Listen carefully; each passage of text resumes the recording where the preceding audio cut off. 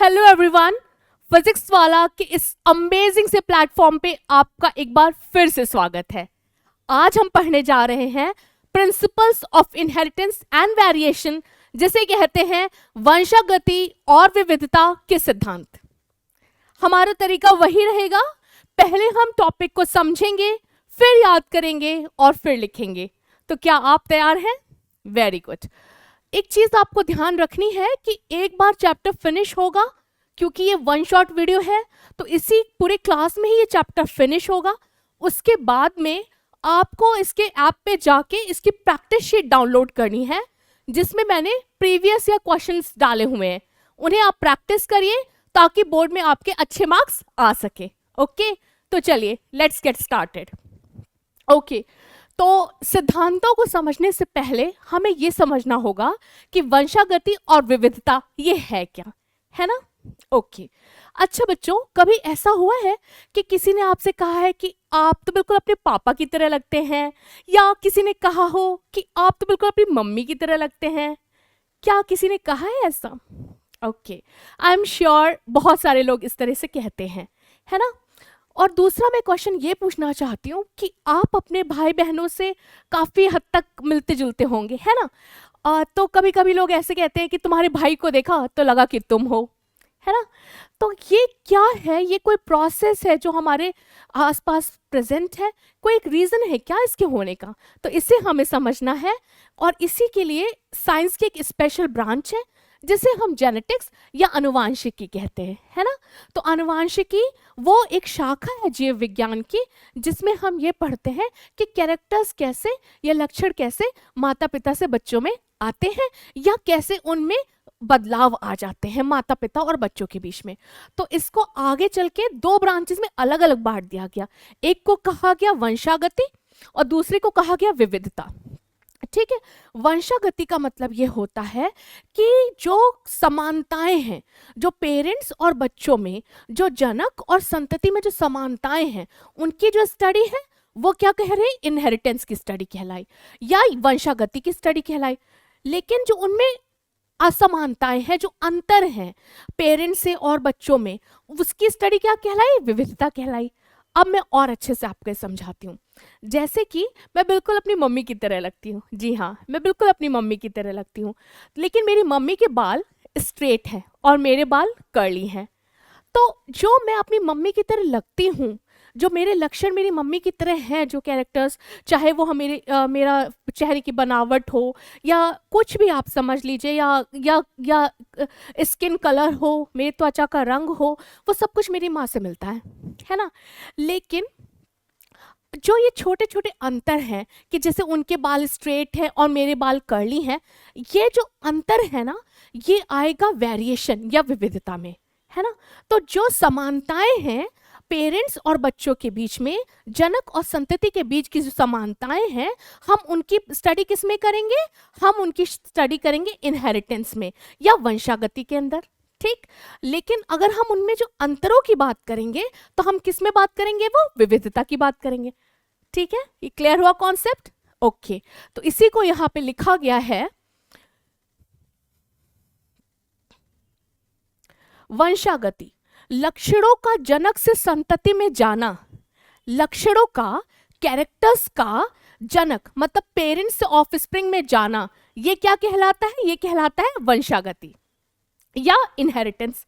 Okay, और वहीं पे वेरिएशन जो दूसरी टर्म है, उसका जो कहते हैं उसे हिंदी में कहते हैं विविधता।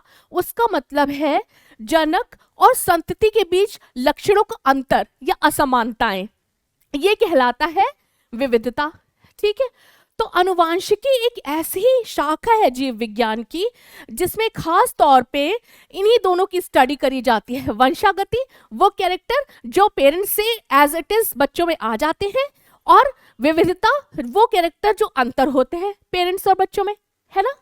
ठीक है, अब आप इसे नोट कर ले प्लीज।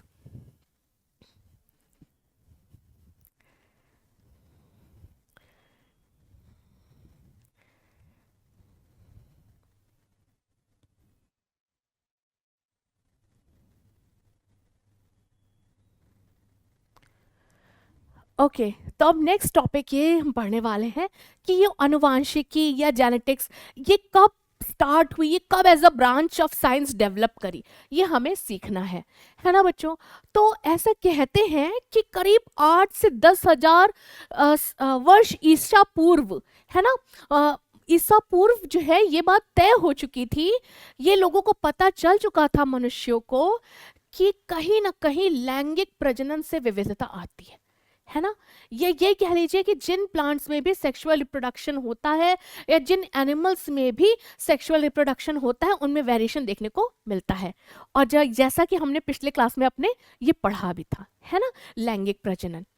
अच्छा, तो बेटा ये बात समझिए आप कि जब भी आनुवांशिकी की बात आएगी तो हमेशा किसकी बात आएगी? सबसे पहले किसकी बात आएगी? लैंगिक प्रजनन की बात आएगी। क्यों? क्योंकि वो विविधता का मुख्य कारण है। ठीक, तो अब जब इसका वैज्ञानिक आधार आया, वैज्ञानिक आधार इसका तब मिला जब एक महान वैज्ञानिक जो कि एक्चुअल में एक पादरी थे, मतलब कि वो एक चर्च में पादरी का कार्य करते थे, उनका नाम था ग्रेगर मेंडल। उन्होंने एक रिसर्च करी, उन्होंने उस रिसर्च से जो रिजल्ट निकाले उसके बेसिस पे ही जो जेनेटिक्स की ब्रांच है वो एक तरीके से स्टैब्लिश हो पाई है। और उनका इतना बड़ा कंट्रीब्यूशन है, इसीलिए उन्हें कहा जाता है फादर ऑफ जेनेटिक्स या फिर आनुवांशिकी के जनक।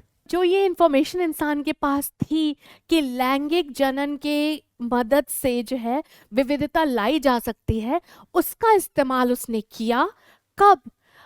नई तरीके की नई प्रजातियों के जानवर बनाने के लिए, जैसे कि शाहीवाल काऊ का जो एग्जाम्पल है, जो शाहीवाल गायें हैं वो इसी का ही एग्जाम्पल है कि कैसे मानव ने जो पुरानी गायों में कृत्रिम चयन और पालतूकरण की विधि के को इस्तेमाल करके जो है नई तरीके की प्रजाति विकसित करी, जिसे वो लोग शाहीवाल कहते हैं। ठीक है, तो बेटा एक चीज आपको समझनी होगी कि इंसान पहले से ही जानता था कि कहीं ना कहीं विविधता का जो रिलेशनशिप है वो एक तरीके से लैंगिक प्रजनन से है, लेकिन वो कैसे काम करता है, क्या उसके कोई नियम सिद्धांत हैं, इसके बारे में उसे कोई जानकारी नहीं थी जब तक कि एक साइंटिस्ट जिनका नाम था ग्रेगर मेंडल, उन्होंने अपने प्रयोग नहीं करे। ओके, तो उस प्रयोग में उन्होंने क्या करा है ये हमें जानना है। लेकिन बेटा पहले, इससे पहले एक बात आप याद रख लो कि ये जो भी कार्य हुआ है वो 19वीं सदी के मध्य में हुआ है, 19वीं सदी के मध्य में। तो क्यों ये 19वीं सदी का मध्य हमारे लिए इंपॉर्टेंट है? क्योंकि यही वो समय है जहां से आनुवांशिकी as a branch, as a science develop होने लगी थी। ठीक है बेटा, ओके, तो क्यों, किसका काम आया था यहाँ पे? ग्रेगर मेंडल का काम आया था। कब? 1865 में उन्होंने अपना काम पब्लिश किया था। बुक का नाम था एक्सपेरिमेंट्स इन प्लांट हाइब्रिडाइजेशन। ठीक है, तो ग्रेगर मेंडल जो कि एक चर्च में पादरी थे, उन्हें प्रयोग करने का भी, पौधों में प्रयोग करने का भी शौक था, और उसी वजह से उन्होंने काफी लंबे समय तक, 7 वर्षों तक पौधों पे प्रयोग किया। और उसका नतीजा ये निकला कि जाके उन्होंने 1865 में एक पुस्तक अपनी पब्लिश कराई जिसका नाम था experiments in plant hybridisation. Experiments in plant hybridisation. Okay, detail में अभी नेक्स्ट स्लाइड पे हम पढ़ने वाले हैं इसके बारे में। ओके, तो पहले आप इसे प्लीज नोट कर लें।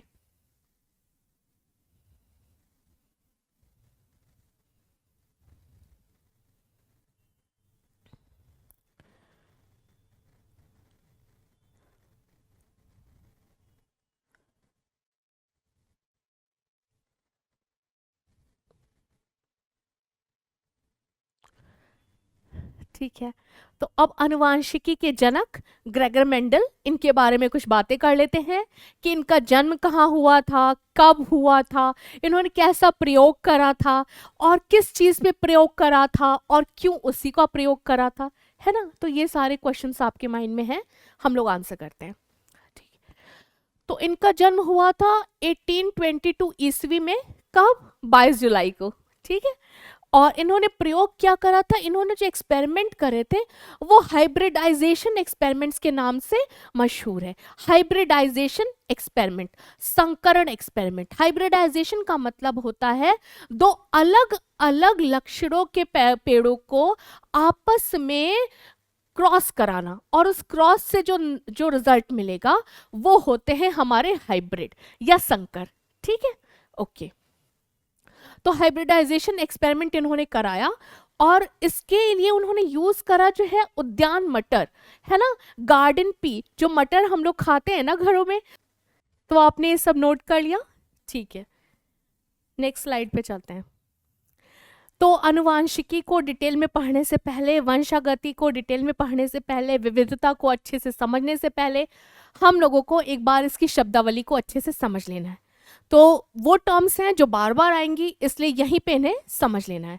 ठीक है, तो बेटा पहला टर्म है जीन। जीन क्या होता है? हमको ये बात बहुत अच्छे से पता है कि सेल में न्यूक्लियस होता है ना, और न्यूक्लियस में क्रोमैटिन थ्रेड होता है ना, जो कि जब सेल रेस्टिंग फेज में होती है या सेल डिवीजन नहीं हो रहा होता है तो उसका जो मटेरियल है, क्रोमैटिन मटेरियल है, वो ऐसे ही पड़ा रहता है उसके अंदर। लेकिन जब उसको सेल डिवीजन करना होता है तब वो क्रोमोसोम में कन्वर्ट हो जाता है ना, कॉइलिंग हो जाती है उसकी, इतना आपको पता है। अब जब वो कॉइलिंग हो जाती है तो जो गुणसूत्र है या जो क्रोमोसोम है वहां पे एक स्पेशल पॉइंट्स होते हैं, स्पेशल लोकस होते हैं, जिन्हें हम जीन्स कहते हैं। ठीक है, यही वो पॉइंट्स हैं जहां पे स्पेशल कैरेक्टर्स जो प्लांट के हैं या एनिमल के हैं, जो लक्षण हैं, उनके बारे में इंफॉर्मेशन रहती है। ठीक है, ओके। तो जैसा कि हम ये देख रहे हैं कि ये होमोलोगस पेयर ऑफ क्रोमोसोम है, ये दो क्रोमोसोम है, एक माता से आया हुआ, एक पिता से आया हुआ है।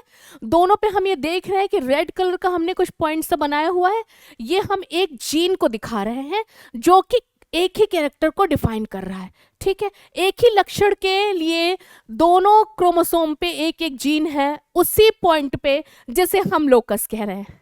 ठीक है बेटा, तो आपको एक चीज को समझना है कि क्रोमोसोम पे पाया जाने वाला एक स्पेशल स्ट्रक्चर है जीन, जो कि एक कैरेक्टर को या एक लक्षण को डिफाइन करता है। ठीक है, तो क्रोमोसोम पे एक जितने भी लक्षण हैं, जो भी लक्षण हैं, उनको वो कहाँ, वो कैसे पाए जाएंगे, वो उनके बारे में जो इंफॉर्मेशन होगी वो जीन के रूप में कोडेड होगी। ठीक है, मैं ऐसे आपको समझाती हूँ, जैसे कि एक जो संतान है उसके एक लक्षण हो सकता है उसके बालों का रंग। ठीक है, आप इस तरह से समझ सकते हैं। तो बालों के रंग का जो एक जीन है वो उसके किसी क्रोमोसोम पर स्थित होगा। ठीक, वो जीन ये डिफाइन करेगा कि बालों का रंग क्या होगा। अच्छा, क्योंकि वो जीन एक संतान के अंदर है तो कहीं ना कहीं वो जीन वो पहले से उसके माता पिता से आया होगा, तो एक तरीके से उसके पास जो दोनों क्रोमोसोम है, होमोलोगस पेयर ऑफ क्रोमोसोम, जो एक माता से आया है, उस पे भी वो जीन होगा हेयर कलर वाला, और जो पिता से आया है उस पे भी वो जीन होगा हेयर कलर वाला। तो जब वो दोनों क्रोमोसोम आपस में पेयर करेंगे तो कुछ ऐसी स्थिति आपको देखने को मिलेगी कि एक माता से आया हुआ क्रोमोसोम होगा, एक पिता से आया हुआ क्रोमोसोम होगा, और वो उन दोनों के एक स्पेशल पॉइंट या स्पेशल लोकस पे वो एक जीन होगा जो ये डिफाइन करेगा कि बच्चे का हेयर कलर क्या होगा। है ना बेटा? ठीक है, तो इस चीज से आपको समझना है कि जीन वो एक स्पेशल लोकस है, एक स्पेशल पॉइंट है क्रोमोसोम पे, जहां से किसी भी लक्षण का निर्धारण होता है। और इसे अगर हम ऐसे बोलेंगे, साइंटिफिकली बोलेंगे, तो बोलेंगे अनुवांशिक पदार्थ की क्रियात्मक इकाई, है ना। और इसी को क्या कहते हैं? अनुवांशिक पदार्थ, मतलब जेनेटिक मटेरियल। तो जेनेटिक मटेरियल क्या है? डीएनए है हम लोगों में, उसकी फंक्शनल यूनिट, डीएनए की फंक्शनल यूनिट, मतलब कि क्रोमोसोम जब एक जनरेशन से दूसरे जनरेशन में जाता है तो वो पॉइंट जो ये डिफाइन करते हैं कि कौन सा लक्षण संतति में जाएगा, वो पॉइंट जीन होते हैं। ओके बेटा, ठीक है। तो ये गुणसूत्र पर स्थित रचना है, ये भी आपको समझ में आ गया है, और ये एक पीढ़ी से दूसरी पीढ़ी में जाती है। इतनी बात क्लियर है। अब यहीं पे एक दूसरी टर्म समझ लेते हैं। एक होता है प्रभावी और एक होता है अप्रभावी लक्षण।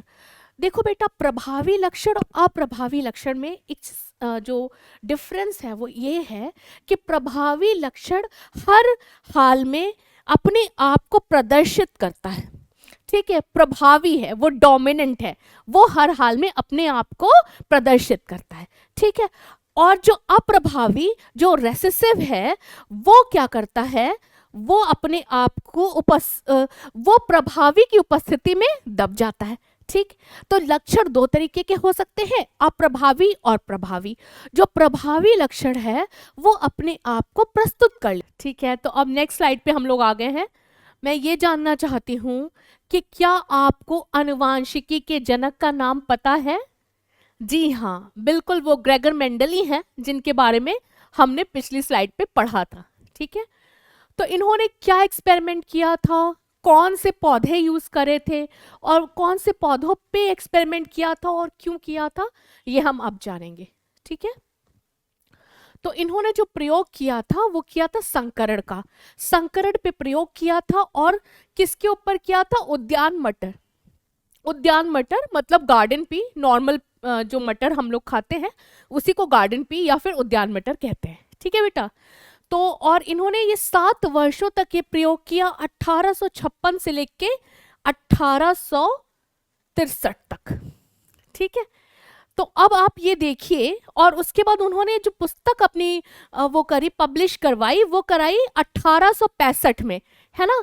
तो 63 तक तो इनके एक्सपेरिमेंट चले, 65 में बुक आई, बुक का नाम था एक्सपेरिमेंट्स इन प्लांट हाइब्रिडाइजेशन। तो इस बुक पे इन्होंने अपने जो संकरण के प्रयोग थे उनके बारे में मेंशन करा था। तो बुक का नाम था एक्सपेरिमेंट्स इन प्लांट हाइब्रिडाइजेशन, ये इंपॉर्टेंट है ना बेटा। चलिए, तो उसके, और जब इस बुक में इन्होंने अपने एक्सपेरिमेंट्स के बारे में लिखा और उसी के बेसिस पे इन्होंने क्या बनाए, ये बनाए अनुवांशिकी के नियम, लॉज ऑफ इनहेरिटेंस, जिन्हें आगे चल के मेंडल्स लॉज ऑफ इनहेरिटेंस भी कहा जाता है। ओके बेटा, तो अब हमें एक चीज को समझना है कि हाइब्रिडाइजेशन क्या होता है या संकरण क्या होता है। संकरण एक तरीके का प्रोसेस है जिससे दो डिफरेंट कैरेक्टर्स या अलग अलग लक्षणों वाले जो पौधे होते हैं उनको आपस में क्रॉस करा के उनकी संतति उत्पन्न कराई जाती है या उनकी संतानें उत्पन्न कराई जाती हैं, तो ये हाइब्रिडाइजेशन है।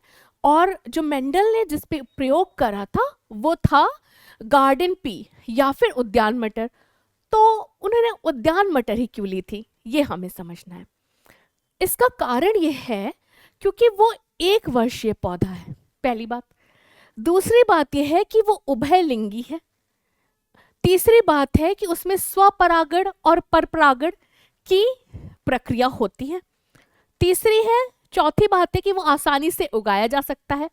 साथ में उसमें विपरीत लक्षण या कंट्रास्टिंग कैरेक्टर्स बहुत आसानी से देखे जाते हैं। इसका कहने का क्या मतलब है?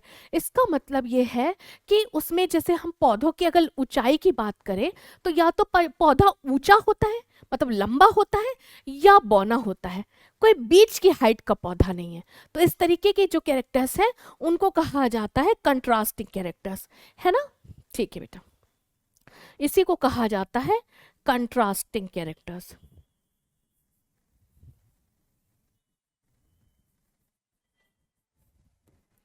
ठीक है, तो अब हमने ये चीजें जान ली कि ग्रेगर मेंडल, जिन्हें हम कहते हैं क्या, अनुवांशिकी का जनक, पहली बात। दूसरी बात यह है कि उन्होंने एक पुस्तक लिखी थी जिसका नाम है एक्सपेरिमेंट्स इन प्लांट हाइब्रिडाइजेशन, जो कि 1865 में पब्लिश हुई थी। और उस किताब में ही उन्होंने जो है क्या दिए थे, अनुवांशिकी के नियम दिए थे। ठीक है, और बेटा ये अनुवांशिकी के 3 नियम हैं जो हम आगे चल के पढ़ने वाले हैं। अच्छा, और एक और बात हम लोग यहीं पे सीख लेते हैं कि उन्होंने अपना प्रयोग जो था वो उद्यान मटर या गार्डन पी पर करा था।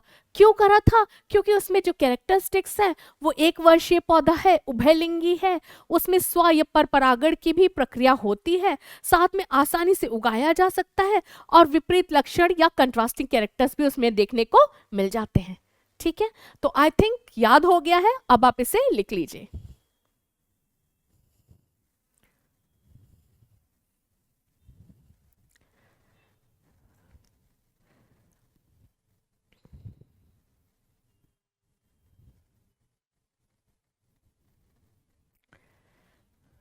ठीक है, तो अब नेक्स्ट स्लाइड पे हम लोग आ चुके हैं जहाँ पे हम लोग पढ़ने वाले हैं कि अनुवांशिकी की क्या शब्दावली होने वाली है ना।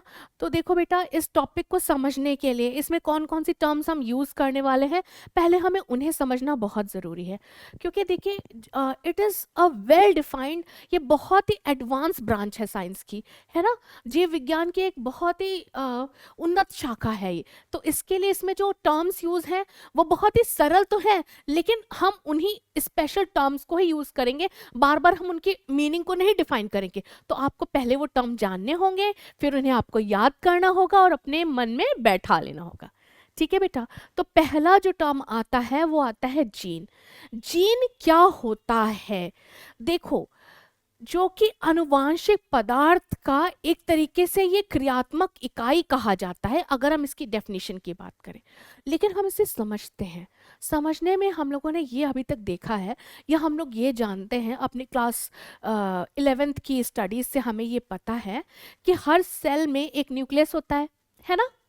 ठीक है, न्यूक्लियस में उसका जेनेटिक मटेरियल होता है, जो कि ज़्यादातर केसेस में डीएनए होता है। इतनी बात क्लियर है? ये भी क्लियर है। अब हमें ये पता है कि जब सेल डिवीजन होता है उस समय जो क्रोमैटिन फाइबर या थ्रेड के फॉर्म में पड़े होते हैं न्यूक्लियस के अंदर, वो क्रोमोसोम बना लेते हैं। ठीक, फिर क्रोमोसोम का विभाजन होता है। तो देखो बेटा, जो लक्षण होते हैं वो दो तरीके के होते हैं, वो या तो प्रभावी होंगे या अप्रभावी होंगे।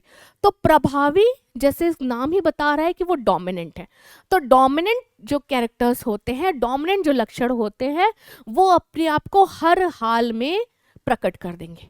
जो डोमिनेंट कैरेक्टर्स हैं वो अपने आप को हर हाल में प्रेजेंट कर देंगे या प्रकट कर लेंगे।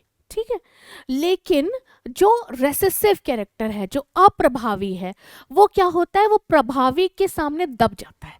ठीक है, तो अगर एक प्रभावी लक्षण प्रेजेंट है तो उसके सामने, या प्रभावी अलील या प्रभावी जीन प्रेजेंट है, तो क्या होगा कि वो अप्रभावी लक्षण को कभी प्रकट नहीं होने देगा। ठीक है, अभी और अच्छे से आप इस बात को समझेंगे जब हम लोग मेंडल के नियम पढ़ेंगे। ठीक है बेटा, अच्छा, तब तक एक आप दूसरा वर्ड समझिए जिसको कहते हैं अलील।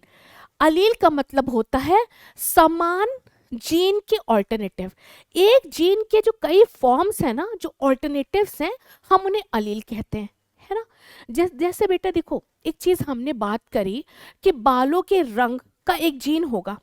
ठीक, तो जब ये लक्षण है बालों के रंग, तो उसको कंट्रोल करने वाला कोई जीन होगा? बिल्कुल होगा। अच्छा, तो एक जीन तो बेटा माता से आ रहा है, तो एक जीन पिता की तरफ से भी तो आ रहा होगा ना, तो वो जीन माता वाले जीन की तरह भी हो सकता है और उससे अलग भी हो सकता है ना। तो अगर दोनों जीन एक जैसे हैं, है ना, तो उनको क्या कहा जाएगा? होमोजाइगस, है ना। अगर दोनों जीन एक जैसे हैं तो उनको कहा जाएगा होमोजाइगस, और अगर वो अलग अलग हैं तो उनको क्या कहा जाएगा? हेट्रोजाइगस। ठीक है बेटा, तो एक चीज आपको ये समझनी है कि जो भी जीन है उसका जो दूसरा फॉर्म है वो क्या हमेशा कहलाता है? अलील। ठीक, तो अगर हम बात करें लक्षण की, जैसे काले बाल, तो उसका दूसरा फॉर्म क्या हो सकता है? भूरे बाल, सफेद बाल, नीले बाल, है ना, कुछ भी हो सकता है। तो उसके जो दूसरा फॉर्म है वो कहलाता है कि वो अलील है। ये सब जीन्स हैं लेकिन आपस में एक दूसरे के लिए क्या है? अलील है। ठीक है बेटा, ओके। तो ये क्या है? एक समान जीन के एकांतरणीय रूप या ऑल्टरनेटिव फॉर्म्स है, राइट। अच्छा, तो इसका जैसे लक्षण, जैसे मान लीजिए हमने लंबाई की बात करी, तो उसका एक जीन हो सकता है लंबा और उसका युग्म विकल्पी या अलील हो सकता है बौना, है ना। तो दो फॉर्म हो सकते हैं, हाइट दो फॉर्म में एक्सप्रेस हो रही है, या तो जिसे ऊंचा कहेंगे या लंबा कहेंगे, और दूसरा कहेंगे बौना, है ना। तो एक लक्षण था हमारे पास लंबाई, और जिसके लिए दो जीन थे, एक जीन था लंबा और दूसरा जीन था बौना। लेकिन पहले जीन के लिए जो जीन अगर हम लंबा मानते हैं तो उसका दूसरा युग्म विकल्पी या उसका दूसरा रूप है बौना। ठीक है, तो अलील और जीन दोनों ही जीन हैं, लेकिन जब हम एक जीन की बात करते हैं तो उसका जो दूसरा फॉर्म होता है, जो दूसरा उसका रूप होता है, उसको हम अलील कह देते हैं। ठीक है बेटा, ओके। अब हमारे पास है नई टर्म है होमोजाइगस। होमोजाइगस का मतलब है समयुग्मजी। जीव में लक्षण जो है एक समान के एलील्स होते हैं। एलील्स जो है या कह लीजिए वो एक तरीके के हो रहे हैं कि अगर एक जगह कैपिटल टी है तो दूसरी जगह भी कैपिटल टी है ना। और अगर वो अलग अलग है, अगर लक्षण असमान है तो उसे क्या कहा जाएगा, विषय युग्मजी या फिर हेट्रोजाइगस कंडीशन कहा जाएगा। हेट्रोजाइगस कंडीशन, इसमें क्या होता है कि जो अलील होते हैं वो असमान होते हैं, एक कैपिटल टी है तो दूसरा स्मॉल टी हो जाएगा फॉर एग्जाम्पल, है ना। तो अगर होमोजाइगस कंडीशन या सम युग्मजी तब होगा जब लक्षण के जो भी एलील्स हैं वो एक समान के हैं, ठीक है। और अगर एलील अलग अलग हैं तो वो क्या कहा जाएगा, विषय युग्मजी कहा जाएगा। ओके बेटा, ठीक है। अब हम बात करेंगे जीनोटाइप या फिनोटाइप की। देखो जीनोटाइप वर्ड से समझो, जीनोटाइप होता है जीन प्रारूप, मतलब कि जेनेटिक कॉन्स्टिट्यूशन, मतलब ये कहने का है कि अंदर से उसके जीन्स की क्या सिचुएशन है, कैसे जीन्स वहां पे प्रेजेंट है उसकी बॉडी के अंदर, है ना। किसी जीव की आनुवांशिक संगठन, उसका आनुवांशिक संगठन कैसा है ये बात होती है उसके जीन प्रारूप में, और वहीं पे उसका रंग रूप या बाहरी से देखने में कैसा है वो हो जाता है फिनोटाइप, ठीक है। तो जीनोटाइप का मतलब है कि उसका जेनेटिक कॉन्स्टिट्यूशन कैसा है, उसके आप जीन्स की स्टडी करेंगे तो आपको कैसे कैसे जीन्स उसकी बॉडी में मिलेंगे, है ना। और फिनोटाइप का मतलब है कि वो बाहरी प्रारूप उसका देखने में कैसा, वो देखने में किस रंग का है, किस हाइट का है ना। ये सारी चीजें जो है ये आपके जीन प्रारूप में आ जाएंगी, ठीक है। तो ये सारी टर्म्स हम लोग डिस्कस कर चुके हैं, आप इन्हें प्लीज नोट करें, फिर हम लोग मिलते हैं। ओके, तो नोट कर लिया सबने। चलिए, तो अब मेंडल के जो प्रयोग हैं उनको डिटेल में समझते हैं, एक एक करके हम समझेंगे, और जो भी टर्म्स आपने पहले पढ़ी हैं उनका प्रयोग होगा ताकि आप उसको और अच्छे से समझ सकेंगे, ठीक है। तो मेंडल ने जो प्रयोग करे थे, पहले उन्होंने क्या करा था कि 7 लक्षणों वाले पौधों को चुना था, एक बात। दूसरी बात उन्होंने क्या करा, उसके बाद उसमें जो एक्सपेरिमेंट करा, जो पहले सेट ऑफ एक्सपेरिमेंट था उसे कहते हैं एक संकर प्रयोग, एक संकर संकरण प्रयोग। और उसके बाद उन्होंने क्या करा, द्विसंकर संकरण प्रयोग, और फिर उसके बेसिस पे 3 नियम निकाले थे, ठीक।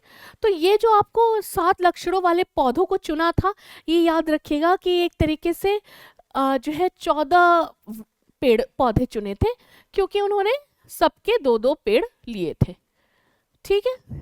दूसरी बात यह है, जो मोनो हाइब्रिड क्रॉस है उसको कहते हैं एक संकर संकरण, है ना। इसी को इंग्लिश में बोलते हैं मोनो हाइब्रिड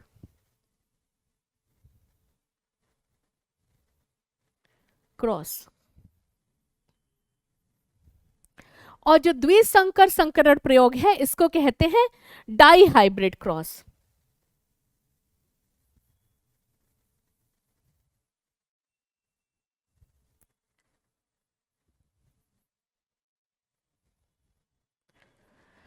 तो इसके बाद इन्होंने निकाले अपने 3 नियम, उन 3 नियमों को हम लोग डिटेल से पढ़ने वाले हैं। ओके बेटा,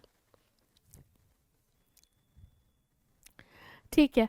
तो सबसे पहले हम लोग इस डायग्राम में ये देख लेते हैं, एनसीईआरटी का डायग्राम में, कि इन्होंने किस तरीके के कैरेक्टर्स को चूज करा है, और फिर नेक्स्ट स्लाइड में हम इन्हें याद करने की कोशिश करेंगे। देखो, पहला था इन्होंने दिया हुआ इसमें बीज का आकार, तो प्रभावी विशेषज्ञ, इसका मतलब क्या हो गया, प्रभावी।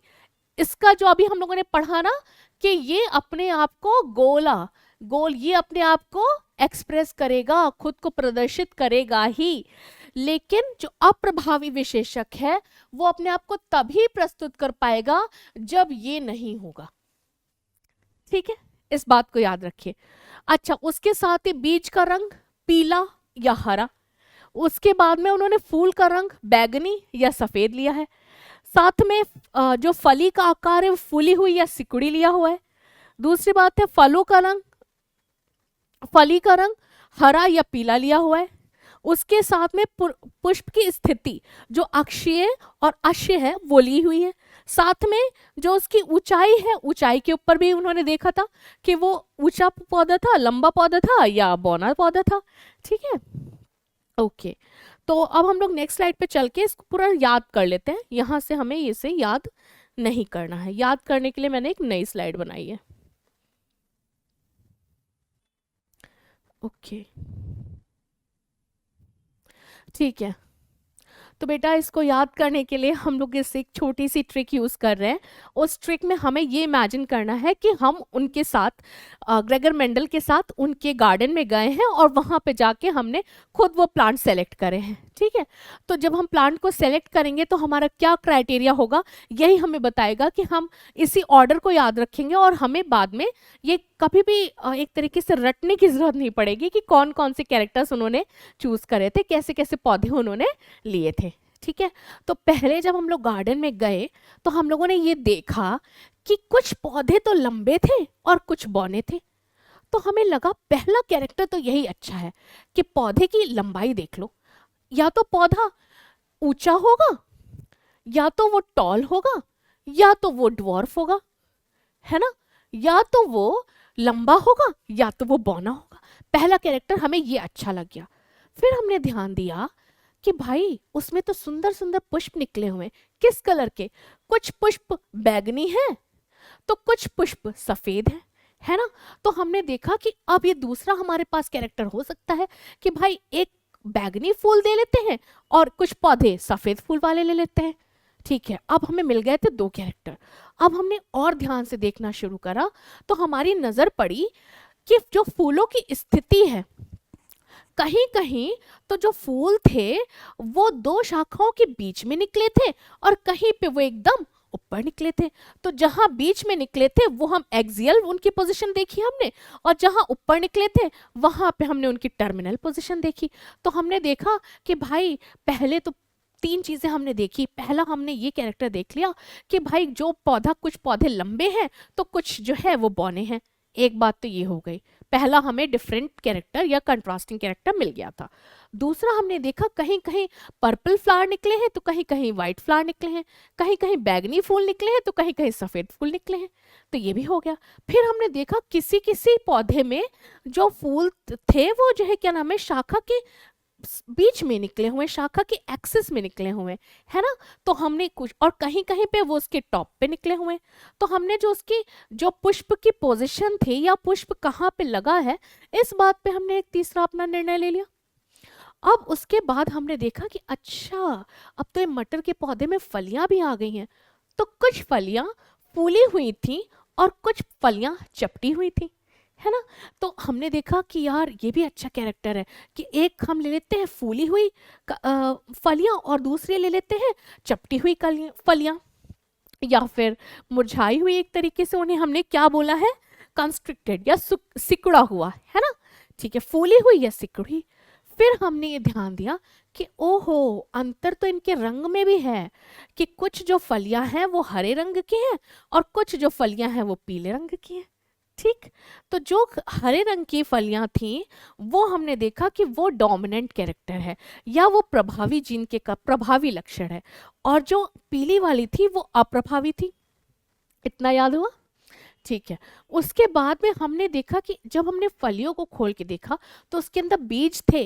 बीज भी दो तरीके के थे, या तो वो उनका आकार जो था ना, या तो वो आकार में गोल गोल थे या मुरझाए जैसे थे, है ना।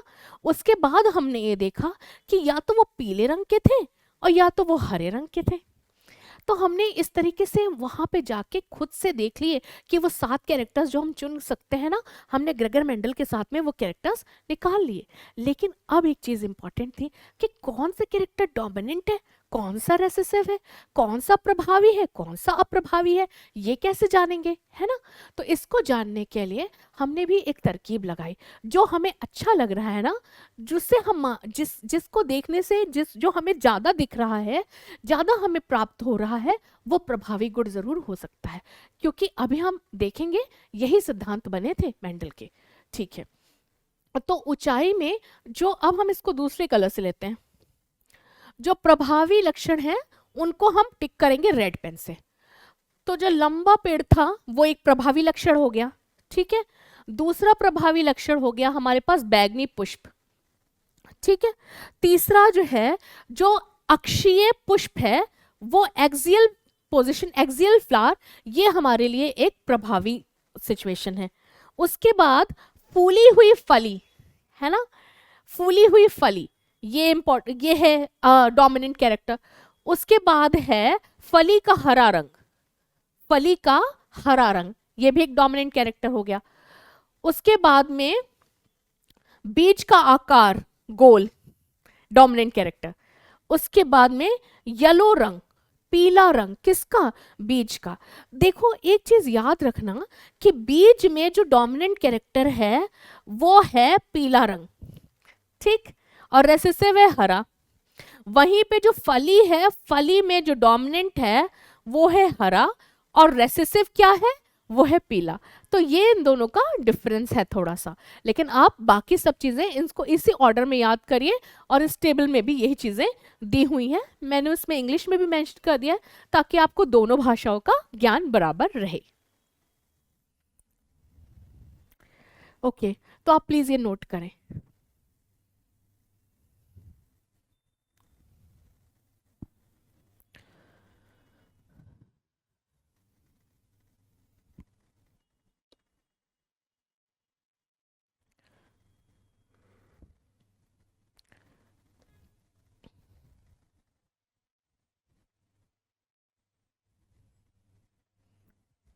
ठीक है, तो अब आपने नोट कर लिया है ना, तो अब मैं नेक्स्ट स्लाइड पे चलती हूँ। ठीक, तो अब हम लोग पढ़ने जा रहे हैं एक संकर संकरण या मोनोहाइब्रिड क्रॉस। तो ये होता क्या है, इसमें क्या करा जाता है कि किसी एक लक्षण के लिए संकरण करा जाता है, ये कह लीजिए कि एक लक्षण के लिए पौधों में क्रॉस कराया जाता है। ठीक है, जैसे कि पौधे की लंबाई, तो एक लक्षण जो हमने इसमें दिए लिया है वो है पौधे की लंबाई। ठीक, तो हमने क्या करा, जो जनकीय, जनकीय हमेशा पेरेंटल टाइप होगा और ये जो होता है ये प्योर ब्रीड होता है। ठीक है बेटा, तो ये जो है लंबा पौधा हमने लिया, इसको क्रॉस कराया बौने पौधे से, तो जो हमें पहली संतति प्राप्त हुई है F1 जनरेशन, वो हमें प्राप्त हुई है सारे कैपिटल टी स्मॉल टी वाले, मतलब कि हेट्रोजाइगस टॉल। सारे प्लांट्स हेट्रोजाइगस टॉल हैं, सारे प्लांट्स जो हैं वो लंबे हैं और हेट्रोजाइगस हैं, हेट्रोजाइगस हैं। हेट्रोजाइगस का मतलब एक बार फिर से याद करा देती हूँ, वो जीन पेयर जिसमें एक जो है दोनों एलील अलग अलग होंगे, है ना, एक डोमिनेंट है, एक इसमें रेसेसिव है। ओके, ठीक है, तो पहले हमने ये देखा कि पेरेंटल टाइप था जो कैपिटल टी और उसके बाद उसका जो युग्मक बना, वो युग्मक बना कैपिटल टी और कैपिटल टी, है ना, दोनों आपस में, दोनों उसके जो है गैमिट्स में सेग्रीगेट हो गए आके, है ना, दोनों अलग अलग आ गए और उसके बाद यहाँ पे फिर इसके स्मॉल टी बन गया। ठीक, तो जब हमने इनको आपस में क्रॉस कराया तो ये जो कैपिटल टी था, जब ये स्मॉल टी के साथ किया तो इसने कैपिटल टी स्मॉल टी बनाया, ये जो कैपिटल टी था इसने स्मॉल टी के साथ करा तो ये स्मॉल टी कैपिटल टी, फिर ये capital T small T capital T, इस तरह करते करते ये आपके 4 तरीके के जो है संतति प्राप्त हो गए आपको F1 जनरेशन में, प्रथम संतति जनरेशन में। ठीक, अब इसके बाद अगर हम यहाँ पे देखें, इस डायग्राम में भी देख लेते हैं कि इन्होंने जनकीय में एक लंबा पौधा लिया है जिसको क्रॉस कराया है बौने पौधे से। तो जो इनकी पहली पीढ़ी आई है उसमें लंबे और सारे लंबे पौधे ही आए हैं, है ना, जिसको अभी हम लोग कह रहे थे heterozygous tall, capital T small T, heterozygous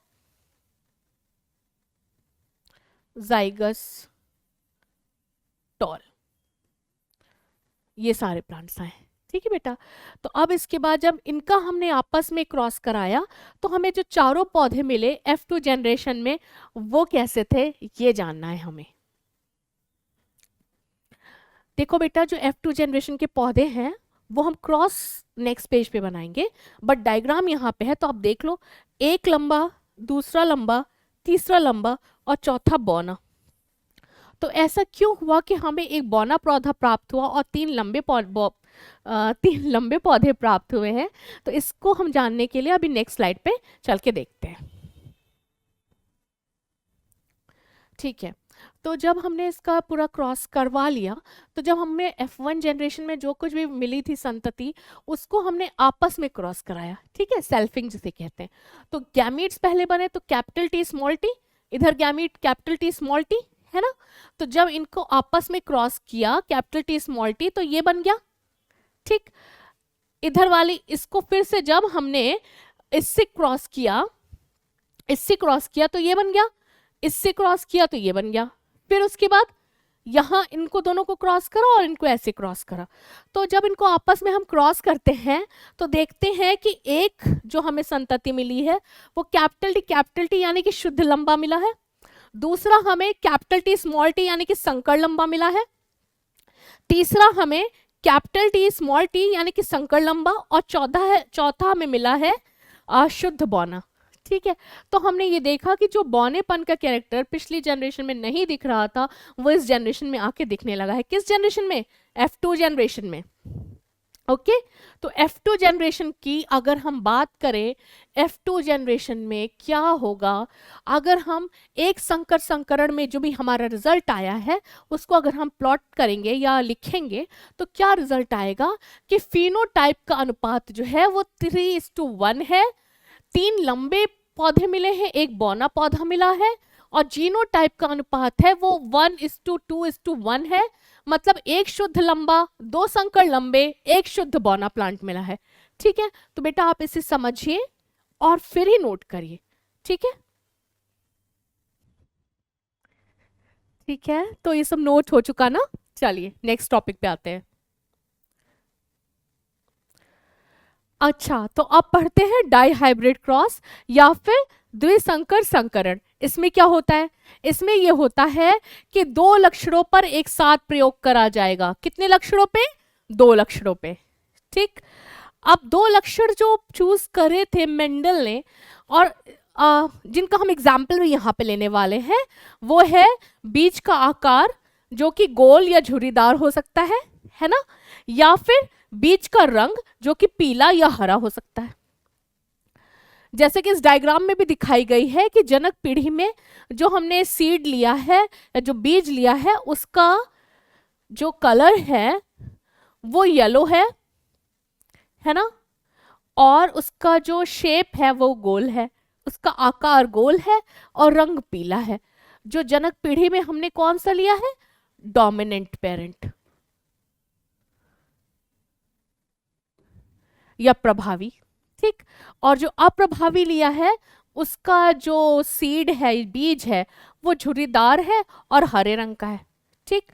तो इसका जो युग्मक बनेगा वो युग्मक कैसे बनेगा? वो युग्मक बनेगा पीले और गोल का बनेगा कैपिटल R कैपिटल Y, ठीक। और जो झुर्रीदार का बनेगा वो बनेगा स्मॉल r स्मॉल y, है ना।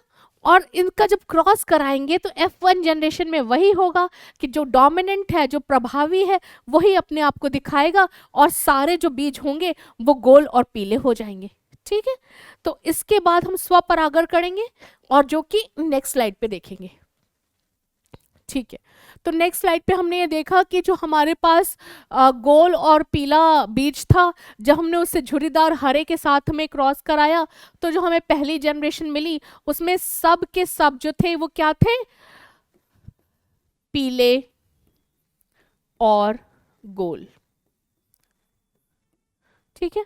और जब हमने इनकी F सेल्फिंग कराई F1 जनरेशन में, तो जो हमें F2 जनरेशन मिली है, जो F2 जनरेशन मिली है वो कैसे मिलेगी? पहले हमें उसके युग्मक को देखना है। जो F2 जनरेशन है वो हमने वहां पे पुनेट स्क्वायर में प्लॉट की है।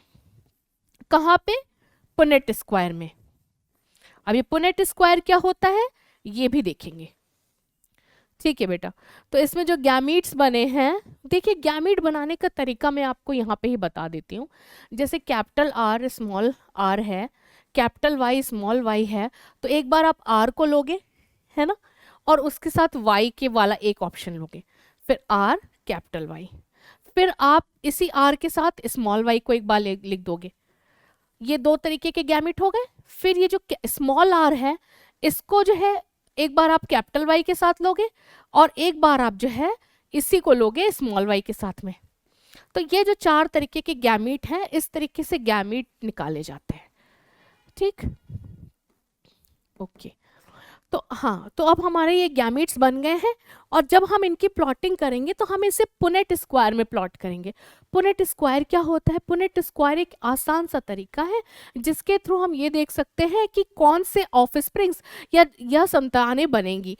तो उसका जो एक जब हमने यहाँ पे गैमीट्स सारे 1 2 3 4 4 जो गैमीट बने थे वो एक साइड लिख दिए, दूसरी साइड हमने दूसरे प्लांट से बने हुए गैमीट्स को लिख दिया, और इनका जो आपस में कॉम्बिनेशन आएगा कैपिटल R कैपिटल YY, और इन सब कॉम्बिनेशंस को हमने इस स्क्वायर में पुट कर दिया।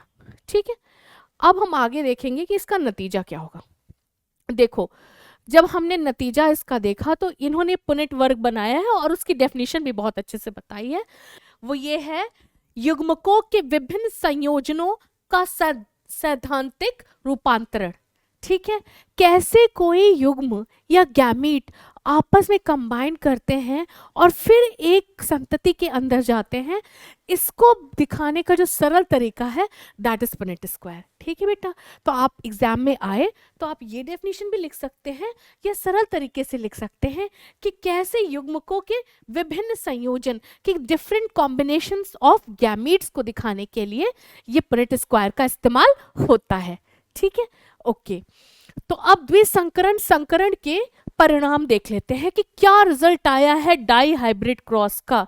डाई हाइब्रिड क्रॉस का क्या रिजल्ट आया है? ठीक है, तो फिनोटाइपिक रेशियो, फिनोटाइपिक मतलब देखने में कैसे पौधे मिलेंगे? देखने में 4 तरीके के पौधे आपको प्राप्त हुए हैं, जिसका है 9331। इसका मतलब 9 होंगे जो गोल भी होंगे और पीले भी होंगे। ठीक है, 3 होंगे जो गोल और हरे होंगे, बाकी 3 होंगे जो झुर्रीदार और पीले होंगे, और 1 होगा जो झुर्रीदार और हरा होगा। ठीक है बेटा, तो इसको कहते हैं phenotypic ratio of dihybrid cross, जिसको कहते हैं 9331। पहला क्या मिला आपको? अगर हम इंग्लिश में इसको एक्सप्रेस करेंगे तो कहेंगे क्या? Yellow round. ठीक है, फिर उसके बाद क्या मिलेगा? राउंड ग्रीन मिला आपको। ठीक, उसके बाद आपको क्या मिला? रिंकल्ड येलो, और फिर चौथा जो कॉम्बिनेशन वो है रिंकल्ड ग्रीन, और इनका रेशियो क्या है? 9331। ओके, और जो जीनोटाइपिक अनुपात है, इसका मतलब कि उनके जेनेटिक कॉन्स्टिट्यूशन में क्या चेंजेस आए हैं, उनकी बॉडी में जो जीन्स है वो किस रेशियो में प्रस्तुत होंगे इस पर्टिकुलर लक्षण के लिए, इस पर्टिकुलर ट्रेट के लिए, वो मिलेगा 1221 42121। ठीक है बेटा, तो ये आपको याद करना पड़ेगा, और आप याद करने की सरल विधि यही है कि आप पहले इसको यहाँ से समझ लें, और जब आप यहाँ से समझ जाओगे तो याद करना इजी हो जाएगा। ओके बेटा, ठीक है, तो प्लीज आप इसे नोट करें, फिर हम लोग आगे चलते हैं।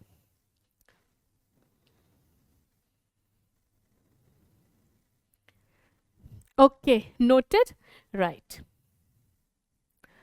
अब हम लोग ये पढ़ने वाले हैं कि हम लोगों ने अभी तक ये देख लिया कि मोनोहाइब्रिड क्रॉस क्या था, डाई हाइब्रिड क्रॉस क्या था, एक संकर संकरण क्या, द्विसंकर संकरण क्या। अब हमको ये देखना है कि मेंडल ने कौन से नियम बनाए, जो कि भी उन्होंने प्रयोग करे हैं, उनके आधार पे उन्होंने कुछ नियम बनाए थे। वो नियम कौन से हैं, हम उन्हें एक एक करके देखेंगे। ठीक है, तो पहला नियम है वो ये है प्रभाविता का नियम। प्रभाविता का नियम, जिसको इंग्लिश में कहते हैं लॉ ऑफ डोमिनेंस। ठीक है, लॉ ऑफ डोमिनेंस क्या कहता है? ये कहता है कि जब भी एक प्रभावी जीन और एक अप्रभावी जीन एक साथ उपस्थित होंगे, यदि एक साथ उपस्थित होंगे तो केवल प्रभावी जीन जो है वो लक्षण प्रकट करेगा। ठीक है, सिर्फ प्रभावी जीन का लक्षण प्रकट होगा। अगर एक साथ में प्रभावी और अप्रभावी जीन दोनों प्रस्तुत हैं, दोनों प्रेजेंट हैं, तो लक्षण किसका दिखेगा? प्रभावी जीन का। ये कह रहा है प्रभाविता का नियम या फिर लॉ ऑफ डोमिनेंस, ये बात कह रहा है, पहला पॉइंट। दूसरा, एक बात ये कहना चाह रहा है कि अगर अप्रभावी जीन है तो वो अपना लक्षण प्रस्तुत नहीं कर पाएगा, है ना, दो बातें हैं कि प्रभावी प्रस्तुत कर लेगा, अप्रभावी नहीं प्रस्तुत कर पाएगा। क्यों? क्योंकि लॉ ऑफ डोमिनेंस काम कर रहा है।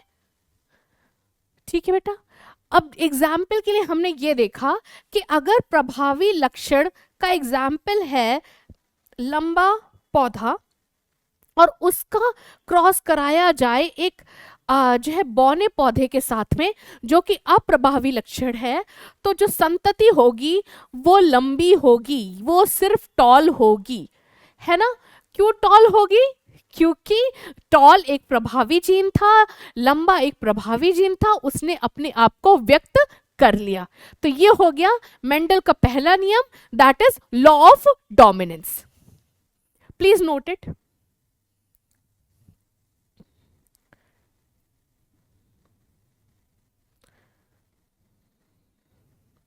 Okay, so now the next slide.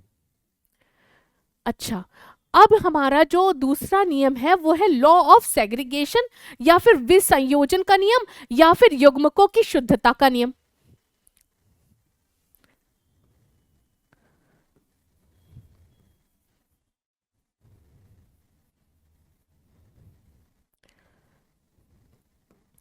तो जो लॉ ऑफ सेग्रीगेशन है वो ये कहता है कि कारक युग्मक बनाते समय आधे आधे पृथक होकर युग्मक में चले जाते हैं।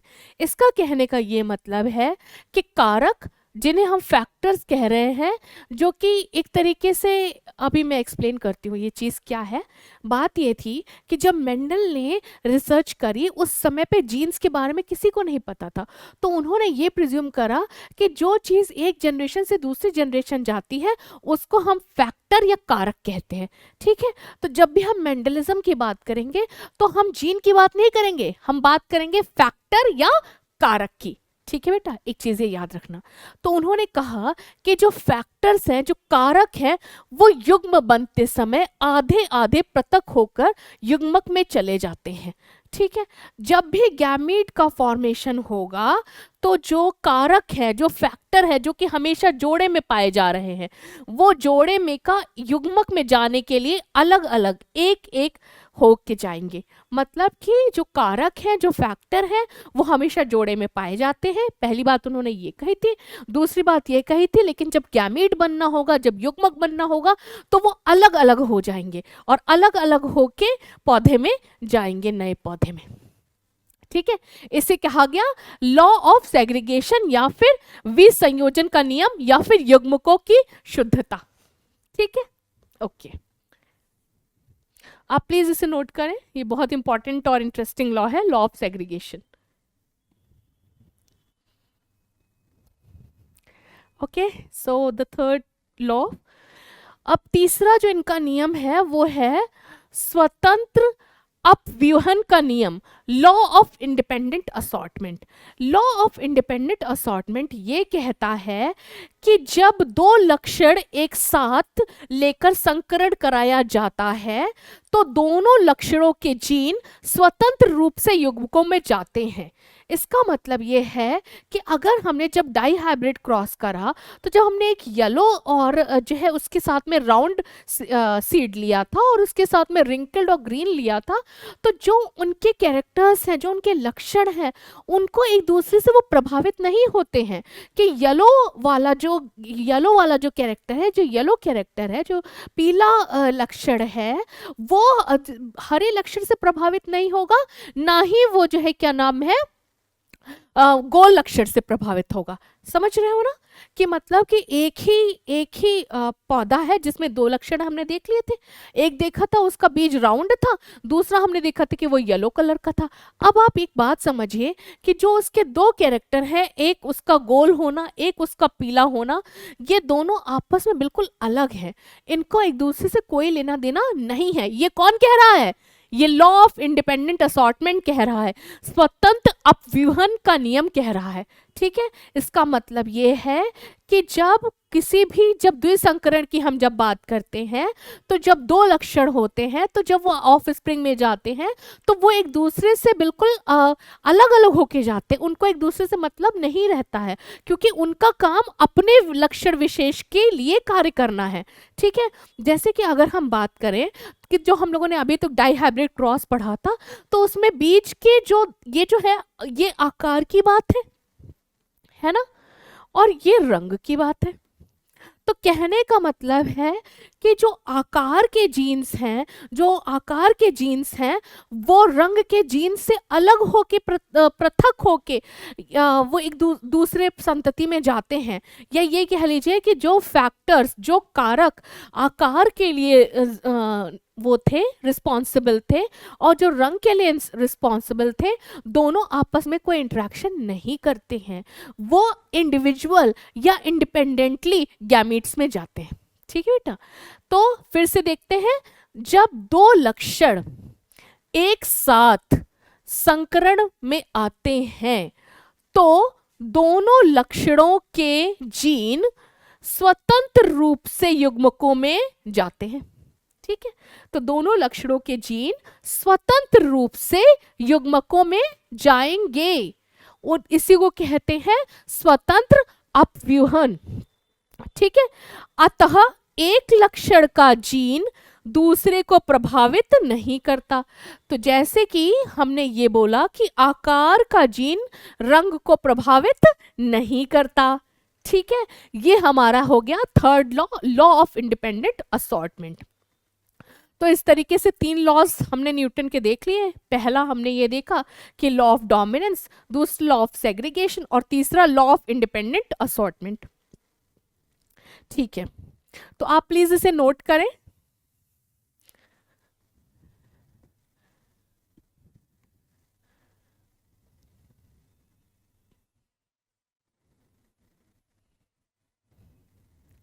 Okay, so you have noted. और अब हम ये देख रहे हैं कि देखिए जो मेंडल थे वो इतने महान साइंटिस्ट थे, 7 वर्षों तक मटर पे कार्य करते रहे, उद्यान मटर पे कार्य करते रहे। तो उन्होंने एक तो 3 नियम तो निकाले ही, साथ में और भी छोटे छोटे कई इंपॉर्टेंट काम करे हैं। तो जिसमें पहला एक हम देख रहे हैं टेस्ट क्रॉस या फिर परीक्षण संकरण। तो परीक्षण संकरण क्या होता है? ये टेस्ट क्रॉस है, ये एक तरीके से टेस्ट करने के लिए होता है। किस चीज का टेस्ट कर रहा है? प्लांट की हेट्रोजाइगोसिटी को, कि प्लांट होमोजाइगस है या हेट्रोजाइगस है। ठीक है, जब हम डोमिनेंट कैरेक्टर लेते हैं तो डोमिनेंट कैरेक्टर 2 तरीके के हो सकते हैं, एक हो सकता है हेट्रोजाइगस डोमिनेंट और एक होता है होमोजाइगस डोमिनेंट। अगर हम टॉल प्लांट की बात करें तो जब हम ऐसे लिखेंगे तो ये क्या हो जाएगा? ये होमोजाइगस डोमिनेंट होगा, है ना। और जब हम कैपिटल टी स्मॉल टी लिखेंगे तो ये हेट्रोजाइगस डोमिनेंट होगा। तो इस चीज को चेक करने के लिए कि प्लांट होमोजाइगस डोमिनेंट है या हेट्रोजाइगस डोमिनेंट है, उसकी हेट्रोजाइगोसिटी को टेस्ट करने के लिए टेस्ट क्रॉस कराया जाता है। ठीक है, पहली बात इतनी क्लियर है। तो इसमें क्या करा जाएगा कि हम एक अज्ञात जीनोटाइप का पौधा लेंगे और उसको क्रॉस किससे कराएंगे? सयुग्मजी अप्रभावी जनक से। सयुग्मजी अप्रभावी जनक, इसका मतलब क्या है? रेसेसिव प्लांट से। ठीक है, और in fact homozygous recessive, homozygous recessive से इसका जो है हम क्रॉस कराएंगे। और जब हम इसका क्रॉस कराएंगे तो अगर सारे जो है वो लक्षण जो है, लक्षण सारे संततियों में आ जाता है, प्रभावी लक्षण अगर सारे संततियों में दिखता है, तो हम ये कह सकते हैं कि जो अनजाना पेड़ था वो सयुग्मजी प्रभावी था, या ये कह लीजिए इसी को कहते हैं, क्या कहते हैं? Homozygous dominant.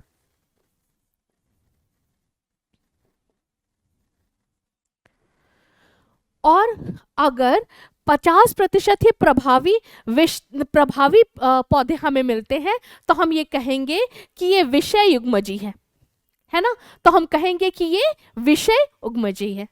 ठीक है, चलो। तो इसमें इसमें जो परीक्षण संकरण में जो जीनोटाइपिक रेशियो आता है वो 1:1 आता है, और फिनोटाइपिक रेशियो है वो भी 1:1 आता है। कब?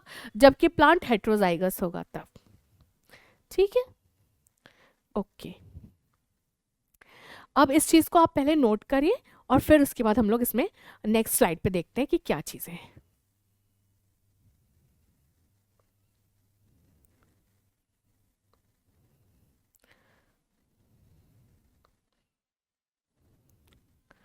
ठीक है, तो अब एक नेक्स्ट टॉपिक हमारे पास है, छोटा सा टॉपिक है व्युत्क्रम संकरण, रेसिप्रोकल क्रॉस। देखो, अब अभी मैंने एक बात बताई है कि जब जो ग्रेगर मेंडल थे वो उन्होंने एक काफ़ी तरीके के प्रयोग करे थे अपनी अपने जो भी नियम है उनको चेक करने के लिए कि वो नियम सही जा रहे थे या नहीं जा रहे थे। ठीक है, तो उसी में का एक है रेसिप्रोकल क्रॉस। रेसिप्रोकल क्रॉस में क्या करते हैं कि जनक के नर व मादा पौधों में फेरबदल करके क्रॉस कराते हैं कि एक बार जैसे ही एक बार जो कैरेक्टर फीमेल प्लांट पे लिया था दूसरी बार वही कैरेक्टर मेल प्लांट पे लेते हैं और फिर क्रॉस करा के देखते हैं कि क्या लिंग का प्रभाव देखते हैं किसके ऊपर, वंशागति पे।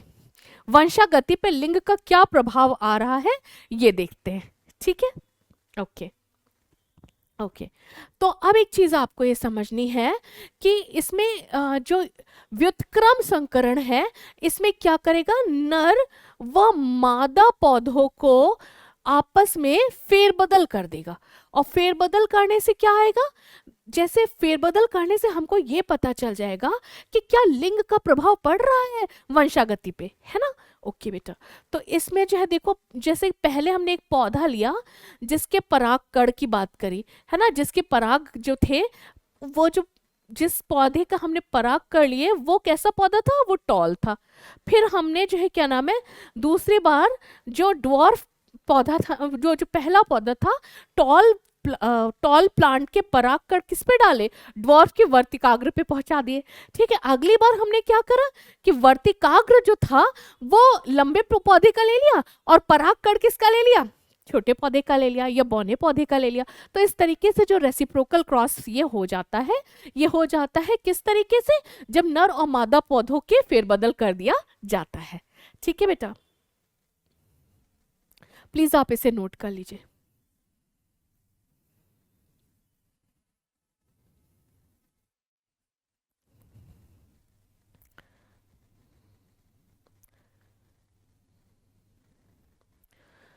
ओके, अब हमारे पास एक दूसरा टॉपिक आ गया है, दैट इज पूर्वज संकरण या फिर बैक क्रॉस जिसे कहते हैं। इसमें क्या करा जाता है कि संतति का जो क्रॉस है वो उसके पूर्वजों के साथ कराया जाता है। ठीक है, पूर्वज के साथ क्रॉस कराने का मतलब क्या है कि पेरेंटल जनरेशन या फिर प्योर जनरेशन के साथ उसका क्रॉस करा दिया जाएगा। तो इससे क्या हमें प्राप्त होगा, इसमें जो हमें फिनोटाइपिक अनुपात प्राप्त होता है वो प्राप्त होता है 1:1 का। ठीक है, और इसमें होता क्या है कि F1 में जो संतति प्राप्त हुई है उसका क्रॉस करा देते हैं पूर्वज से और इसको कहते हैं पूर्वज संकरण। जैसे कि अगर हमें F1 में जो मिले थे वो मिले थे capital T small t, that is heterozygous tall. अब हमने इसको क्रॉस करा दिया कैपिटल T से या स्मॉल t या इसके पेरेंट से, तो हमको ये पता चल जाएगा कि क्या चेंजेस इसमें आ रहे हैं। ठीक है बेटा, प्लीज नोट इट।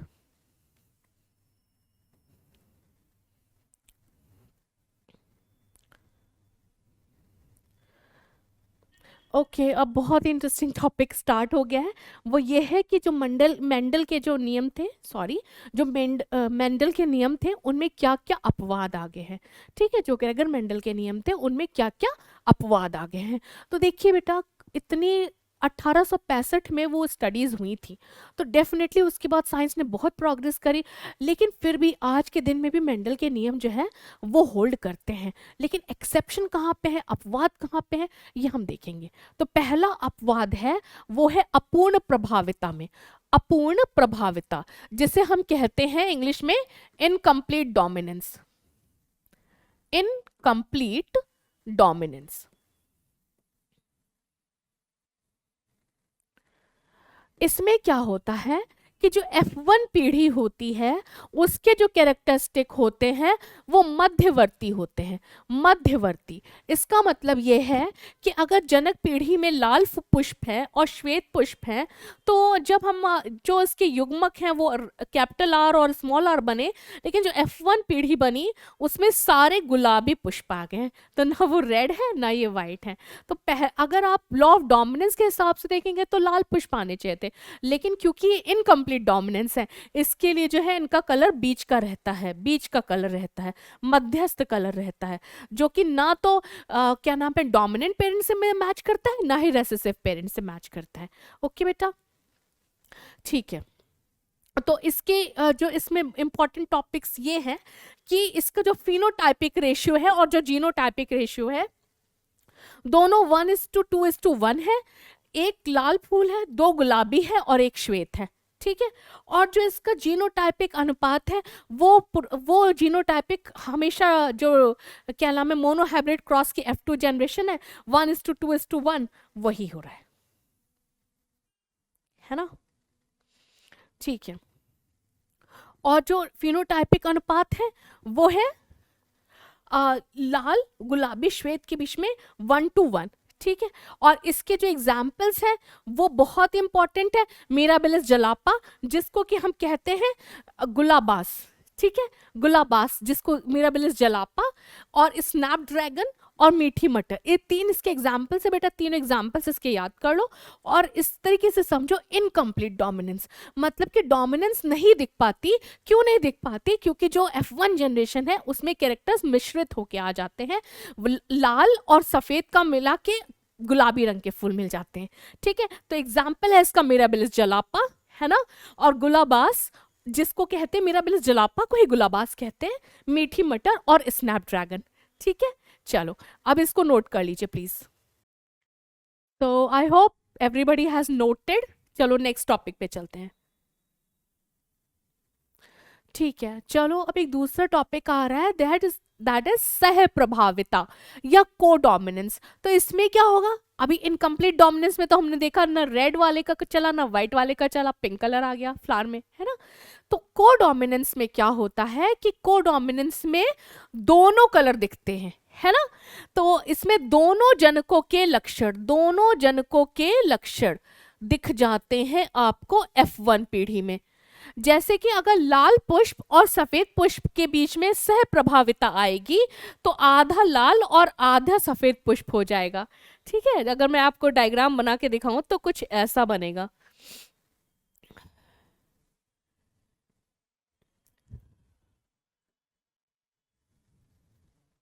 ऐसा, आधा लाल आधा सफेद, ठीक है।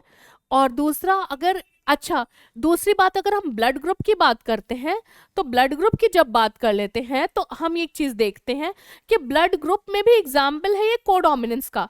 जो हमारे ह्यूमन के ब्लड ग्रुप हैं ये भी कोडोमिनेंस का एग्जाम्पल है, क्योंकि इसमें देखिए कि अगर A और B दोनों एक साथ प्रेजेंट हैं तो क्या बनता है, A और B एंटीजन अगर दोनों प्रेजेंट हैं तो हमें जो AB ब्लड ग्रुप मिलता है ना वो पूरी तरीके से A होता है ना वो पूरी तरीके से B होता है, ठीक है। तो सह प्रभाविता या कोडोमिनेंस भी आपने सीख लिया है, ठीक है।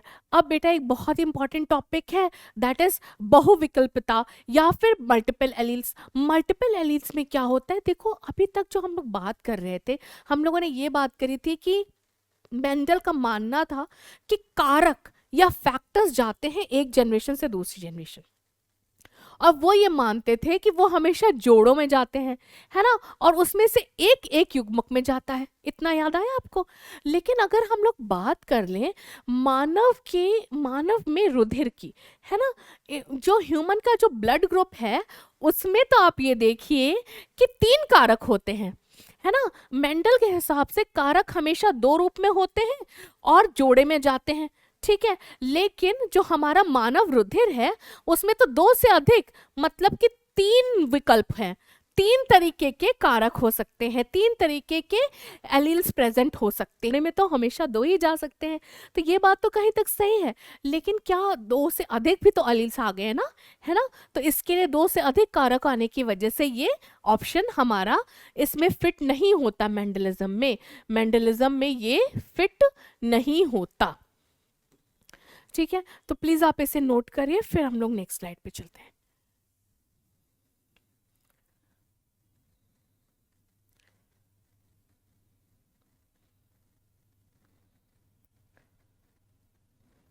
ठीक है, अब एक इंपॉर्टेंट टॉपिक है प्लियोट्रॉपी, शॉर्ट नोट्स में आता है।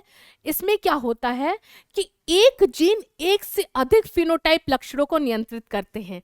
एक जीन एक से अधिक लक्षणों को नियंत्रित करता है। ठीक है, तो ये क्या कहलाती है, बहुप्रभाविता या फिर प्लियोट्रॉपी। ठीक है, इसका एग्जाम्पल है फिनाइल कीटोन यूरिया। और इसको अगर हम समझे तो ऐसे समझ सकते हैं कि जैसे मान लो एक जीन एक्स है, तो वो लक्षण ए को भी, लक्षण बी को भी और लक्षण सी को भी, तीनों लक्षणों को एक साथ में जो है कंट्रोल कर रहा है।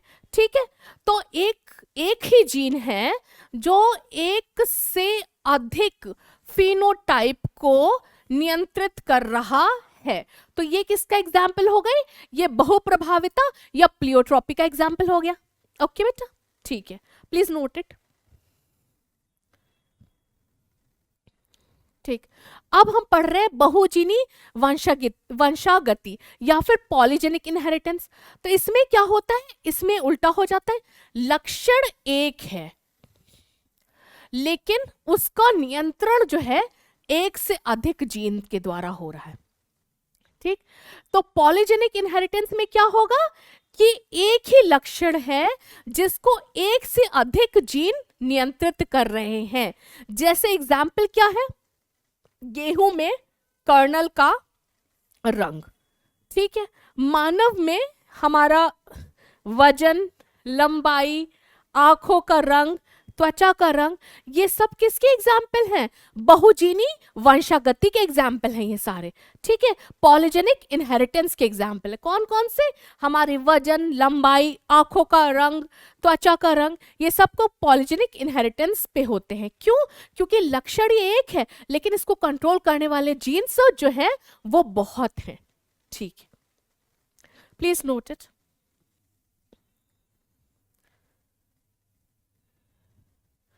चलो, अभी एक बहुत ही इंटरेस्टिंग टॉपिक स्टार्ट हो गया है, वो है वंशागति का क्रोमोसोमवाद।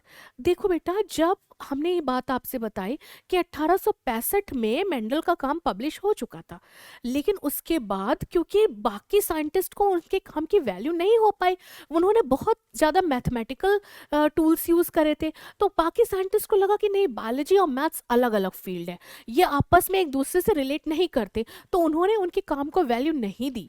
लेकिन जब 1900 आया तब और ज़्यादा साइंटिफिक रिसर्चेस हुई और तब लोगों को ये पता चला कि नहीं, मेंडल का काम बहुत अच्छा था। और तब जाके 1901 में क्रोमोसोमल थ्योरी ऑफ इनहेरिटेंस दी गई, जो क्रोमोसोमल बेसिस ऑफ इनहेरिटेंस दी गई, किसके द्वारा, सटन और बोवरी के द्वारा। और इन दोनों साइंटिस्ट ने क्या करा कि जो क्रोमोसोम का बिहेवियर था ना, उसको मेंडल के फैक्टर या कारक से रिलेट कर करके देखा, जोड़ के देखा कि जो वो कह रहे थे कि कारक का जो फंक्शन होता है और जो उसके क्रोमोसोम का जो फंक्शन, क्रोमोसोम के जो कैरेक्टर्स होते हैं, क्या ये आपस में मैच करते हैं, क्या ये आपस में एक दूसरे के जैसे होते हैं। तो क्या जो क्रोमोसोमल बेसिस ऑफ इनहेरिटेंस थी वो ये कह रही थी कि जो पदार्थ एक जनरेशन से दूसरी जनरेशन जा रहा है वो क्रोमोसोम के फॉर्म में जा रहा है। ठीक है, तो और जब मेंडल ने क्या बोला था कि फैक्टर्स जा रहे हैं। ठीक है, अच्छा, अब क्या क्या कंपैरिजन दोनों ने करा था, ये इस चार्ट में आप प्लीज देखो।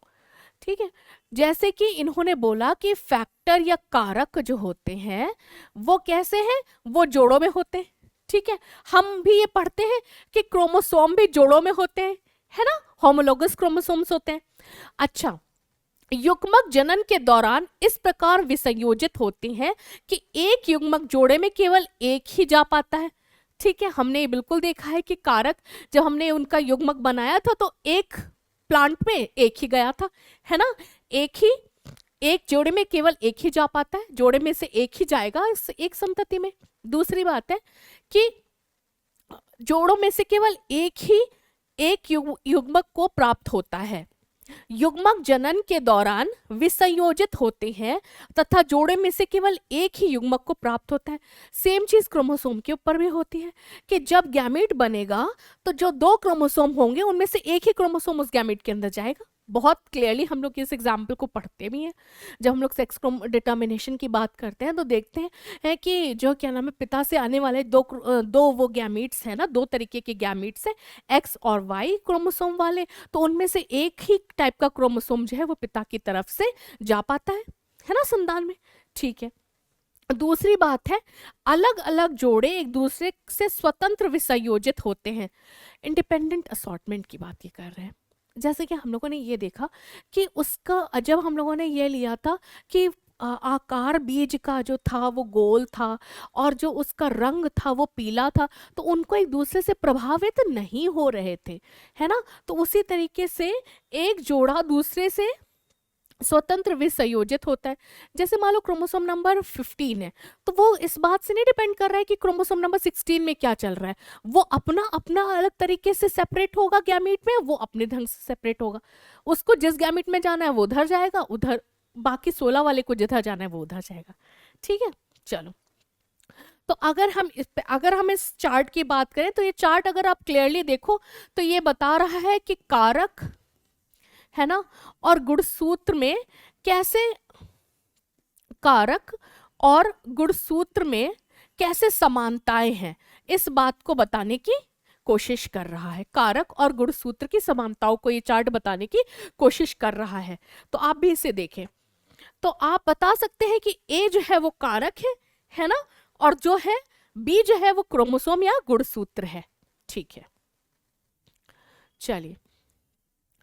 तो अब जो क्रोमोसोमल बेसिस ऑफ इनहेरिटेंस थी वो एक पॉइंट पे फेल हो गई थी। पता है बेटा कहाँ पे? एक पॉइंट था जिसे हम लोग कहते हैं सहलग्न जीन या फिर लिंकेज। लिंकेज की जो एक बात है वहां पे ये फेल हो गया था। कैसे फेल हो गया था? देखो, जब कभी कभी ऐसी सिचुएशन देखी गई क्रोमोसोम का, जब स्ट्रक्चर पढ़ा गया कि अगर 2 जीन बहुत पास पास है एक दूसरे के, है ना, तो और उनके दोनों के भले ही दोनों के अलग अलग लक्षण हैं लेकिन एक ही क्रोमोसोम पर प्रेजेंट हैं, तो वो एक साथ चले जाते हैं गैमेट के अंदर, राइट। तो जो बात हम यहाँ पे कह रहे थे कि एक विसंयोजित होता है, जो कारक विसंयोजित होता है, तो वो कारक विसंयोजित नहीं हो पाता है। क्यों? किसकी वजह से? सहलग्नता की वजह से या लिंकेज की वजह से। क्यों? दोनों जीन इतने पास पास क्रोमोसोम पे हैं कि एक जहां जाते हैं वहां दूसरे गैमेट, दूसरे जीन को ले, एक जीन जहां जाता है वहीं दूसरा जीन चला जाता है, उनके बीच में लिंकेज है, एक तरीके से सहलग्नता है। ठीक है, और यही एक जगह थी जहां पे, जिसकी वजह से क्रोमोसोमल बेसिस ऑफ इनहेरिटेंस और मेंडलिज्म में फर्क आ गया। ठीक, क्योंकि मेंडलिज्म हमेशा बात करता था कि इंडिपेंडेंट असॉर्टमेंट होता है, कि अगर तो 2 फैक्टर है, दोनों को एक दूसरे से कोई मतलब नहीं है। लेकिन ये कह रहा है क्रोमोसोमल थ्योरी ऑफ इनहेरिटेंस, ये कहता है कि नहीं, अगर वो एक क्रोमोसोम पे प्रेजेंट है और बहुत पास पास प्रेजेंट है ना, तो एक साथ चले जाएंगे, क्योंकि उनके बीच में एक लिंकेज बन जाएगी या सहलग्नता हो जाएगी। ठीक है, तो बेटा आप प्लीज इसे नोट करें और समझ के नोट करें। ठीक है,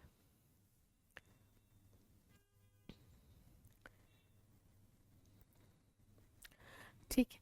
तो अब एक बहुत इंटरेस्टिंग टॉपिक और एग्जाम पॉइंट ऑफ व्यू से भी इंपॉर्टेंट टॉपिक है कि गुण सूत्रों द्वारा लिंग का निर्धारण कैसे करा जाता है। देखो, जो सेक्स डिटर्मिनेशन जो टॉपिक है ना, ये इम्पॉर्टेंट है क्योंकि ये बहुत ही छोटा सा भी है लेकिन इंटरेस्टिंग भी है। देखो, जो ये एक्स और XY क्रोमोसोम है, ये ह्यूमंस में ही नहीं, ये ड्रोसोफिला नाम की मक्खी में भी सेक्स डिटर्मिनेशन के काम आते हैं।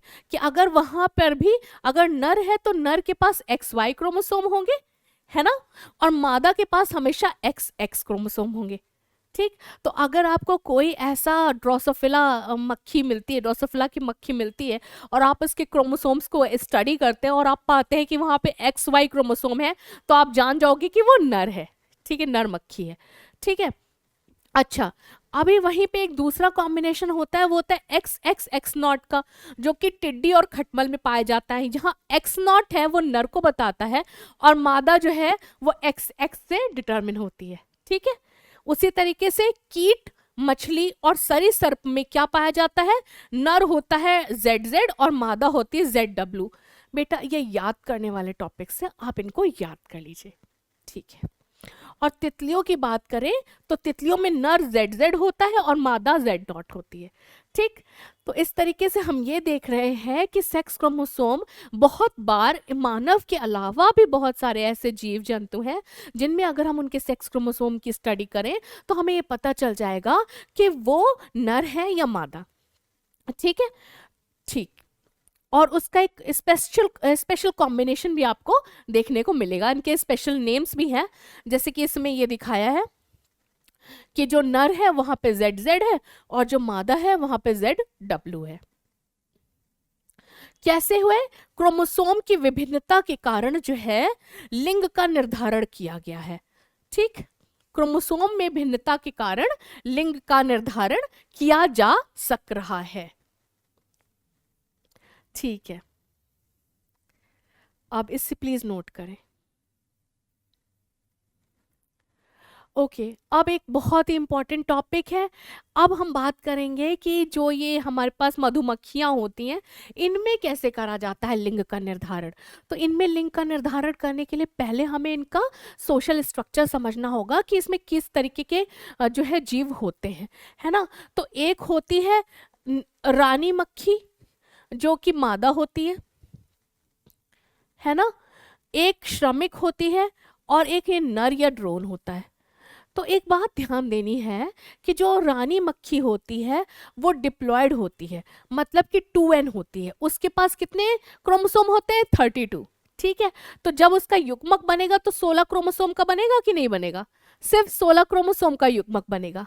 ठीक है बेटा, उसके बाद में जो श्रमिक होती है उसके बारे में हम इसमें डिस्कशन नहीं करने हैं, हमको डिस्कशन करना है किसके, नर के बारे में, क्योंकि हम सेक्स डिटर्मिनेशन की बात कर रहे हैं। ठीक, तो उसका जो युग्मक होगा वो 16 क्रोमोसोम का ही होगा, लेकिन कैसे बनेगा, समसूत्री विभाजन से, क्योंकि वो already haploid set of chromosome है, उसके पास हैप्लॉइड सेट ऑफ क्रोमोसोम है, तो उसका जो युग्मक बनेगा वो समसूत्री विभाजन से बनेगा, और जो रानी का वो युग्मक बनेगा वो अर्धसूत्री विभाजन से बनेगा। ठीक है, तो अब हमने ये देखा कि यहाँ पे जो रानी मक्खी थी, है ना, उसका युग्मक बना जिसमें 16 क्रोमोसोम थे, और जो नर मक्खी थी उसका युग्मक में भी 16 क्रोमोसोम थे, और जब इनका फ्यूजन हुआ या क्रॉस हुआ तो जो मादा मक्खी बनी वो 32 क्रोमोसोम की, है ना, 32 क्रोमोसोम की बनी, 32 क्रोमोसोम की।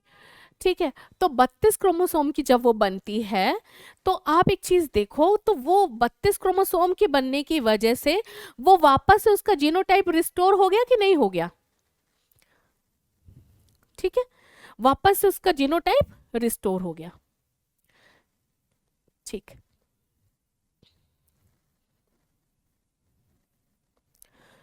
लेकिन जो आप उसमें देखेंगे कि जो समसूत्री विभाजन के बाद जो ये बना हुआ है आपका नर ड्रोन, नर या ड्रोन बना हुआ है, इसकी जो नई नर बनने है के लिए पार्थेनोजेनेसिस या अनीश जनन होता है।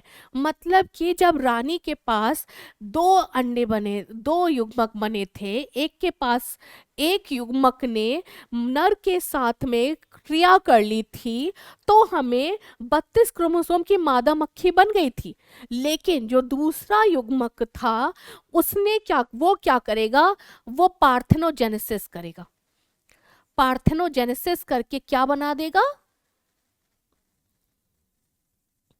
पार्थेनोजेनेसिस करके क्या बना देगा, नर बना देगा, नर मक्खी। ठीक है, तो इस चीज को आप ऐसे समझ सकते हैं कि जो नर मक्खी है वो बिना फर्टिलाइजेशन के पार्थेनोजेनेसिस से बन रही है, लेकिन जो मादा मक्खी है वो बन रही है फ्यूजन से, फर्टिलाइजेशन से, किसके, नर और मादा युग्मकों के। ठीक है, तो आप देख पा रहे हैं किस तरीके से एक ही जो है वो है प्रजाति है जिसमें जिसमें कई तरीके के जीव बन रहे हैं। इस बात पे निर्भर कर रहा है उनका लिंग निर्धारण इस बात पे निर्भर कर रहा है कि वो फर्टिलाइजेशन के बिना बने हैं या फर्टिलाइजेशन के बाद बने हैं, फर्टिलाइज्ड एग से बने हैं या अनफर्टिलाइज्ड एग से बने हैं। अगर वो अनफर्टिलाइज्ड एग से बने हैं तो वो नर है, ड्रोन है, और अगर वो फर्टिलाइजेशन के बाद बने हैं तो वो मादा मक्खी बनी है। इतना समझ में आया? Please note it.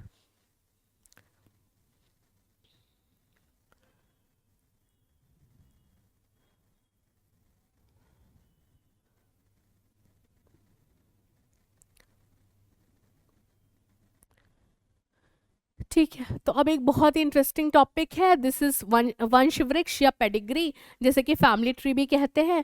तो ये क्या करता है कि वंशागत उत्परिवर्तनों के अध्ययन के लिए वंश वृक्ष बना के किया जाता है।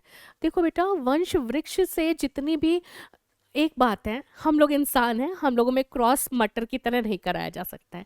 ठीक है, तो हमारी जो फैमिली हिस्ट्री है उसको पढ़ के ही हम जान सकते हैं कि हम इंसानों में कैसे कैसे जीन्स ट्रांसफर हो रहे हैं। राइट तो अब इस चीज़ के लिए जो है एक जो फैमिली ट्री या फैमिली चार्ट बनाया जाता है उसको कहते हैं वंशावृक्ष। ठीक, और वंश वृक्ष जो है उसमें एक तरीके से इनहेरिटेबल म्यूटेशन, जो भी म्यूटेशन है, उत्परिवर्तन है, जो कि एक पीढ़ी से दूसरी पीढ़ी में जा रहे हैं, उनकी स्टडी करी जा सकती है। साथ में अनुवांशिक रोगों की स्टडी भी करी जा सकती है। कोई जेनेटिक डिसऑर्डर जब एक फैमिली मेंबर से दूसरे में जाता है या एक पीढ़ी से दूसरी पीढ़ी में जाता है तो उसकी स्टडी में हेल्प करता है क्या? वंश वृक्ष या पेडिग्री। ठीक है बेटा, ठीक है, तो एक चीज को भी समझ लेते हैं। इससे पहले म्यूटेशन का कॉन्सेप्ट है जो कि आपको एवोल्यूशन चैप्टर में है बेसिकली, बट यहाँ पे भी एक बार समझा देते हैं। देखो, जो अनुवांशिक द्रव्य है उसमें परिवर्तन को कहते हैं उत्परिवर्तन या म्यूटेशन।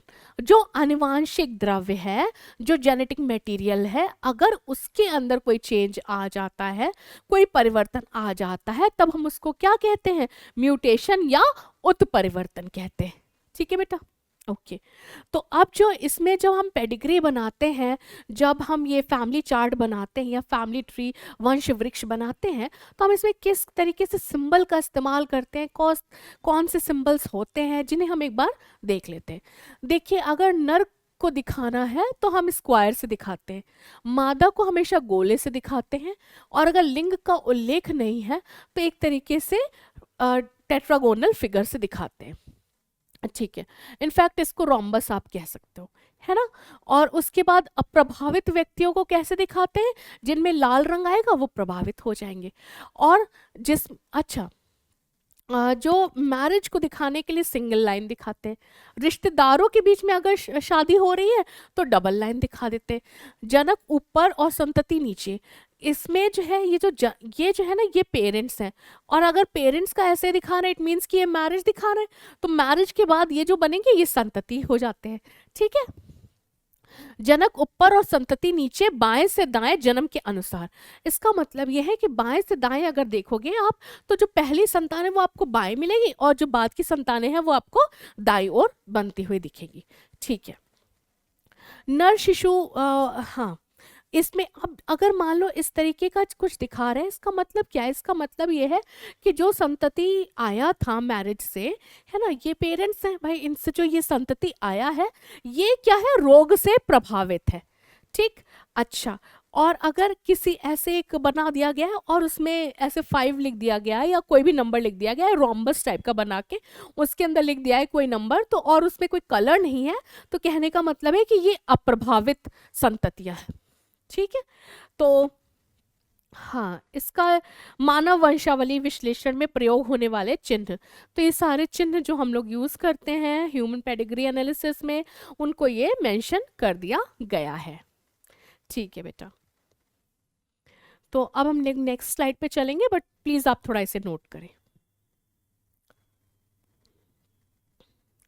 ठीक है, अब एक इम्पॉर्टेंट, अभी हम लोग ये पढ़ रहे थे, म्यूटेशन की बात कर रहे थे, जब जेनेटिक मटेरियल में चेंज आ जाता है तो दैट इज म्यूटेशन, है ना। तो अब क्या है कि हम लोग एक स्पेशल डिजीज के बारे में पढ़ रहे हैं, that is sickle cell anaemia. Sickle cell anaemia ये हमारे सिलेबस में इसलिए है क्योंकि ये एक इम्पॉर्टेंट टाइप का म्यूटेशन, जिसे कि बिंदु उत्परिवर्तन कहते हैं या फिर पॉइंट म्यूटेशन कहते हैं, उसका एग्जाम्पल है। तो बहुत ज़्यादा सिलेबस में नहीं है, लेकिन तब भी आपको थोड़ा सा इसके बारे में इंफॉर्मेशन रखने की ज़रूरत है। वो ये है कि डीएनए के एकल क्षार युग्म का परिवर्तन ये कहलाता है पॉइंट म्यूटेशन, है ना। डीएनए का एक अगर जो है वो बेस चेंज हो जाए, सिंगल बेस पेयर, एकल क्षार युग्म, है ना, अगर सिंगल बेस पेयर डीएनए का, है ना, डीएनए में जो बेस पेयर्स होते हैं ना, डीएनए में बेस पेयर्स होते हैं, और अगर उसमें से एक बेस पेयर चेंज हो जाए, वन बेस पेयर चेंजेस, तो ये क्या कहलाता है, ये हो जाता है पॉइंट म्यूटेशन। ठीक, या फिर बिंदु उत्परिवर्तन, बिंदु उत्परिवर्तन। ठीक, क्यों? क्योंकि एक बेस पेयर के चेंज होने से डीएनए का जो पूरा सीक्वेंस है वो जब ट्रांसलेट होगा डीएनए से आरएनए और आरएनए से प्रोटीन में, तो गलत प्रोटीन बन जाएगी। ठीक, अच्छा, तो दात्र कोशिका अरक्ता योग, इसकी वजह से सिकल सेल एनीमिया का डिजीज हो जाता है। और होता कैसे है? क्योंकि हीमोग्लोबिन की बीटा श्रृंखला की कोडिंग करने वाला एक जीन के क्षारक में परिवर्तन आ जाता है। जैसा कि मैंने आपको बताया है कि डीएनए से आरएनए बनता है, आरएनए से प्रोटीन बनता है ना। तो जब डीएनए के बेस पेयर में एक चेंज आया तो आरएनए भी चेंज आ गया, चेंज यहाँ भी आ गया, और जब ये चेंज आया तो उससे जो रिलेटेड प्रोटीन बनेगी वो भी अलग बन जाएगी। ठीक है बेटा, तो इससे इस तरीके के म्यूटेशन को हम क्या बोलेंगे? बिंदु उत्परिवर्तन, है ना, पॉइंट म्यूटेशन, जिसका एग्जाम्पल है दात्र कोशिका अरक्तता योग। दात्र कोशिका अरक्तता योग, इसका कारण क्या होता है? कारण है क्या? हीमोग्लोबिन की बीटा श्रृंखला की कोडिंग करने वाला एक जीन के क्षारक में परिवर्तन। ठीक, एक जीन का बेस पेयर चेंज हो रहा है जो कि कोडिंग किसकी करता है? हीमोग्लोबिन की बीटा श्रृंखला की। ठीक है, अब प्लीज इसे नोट करें।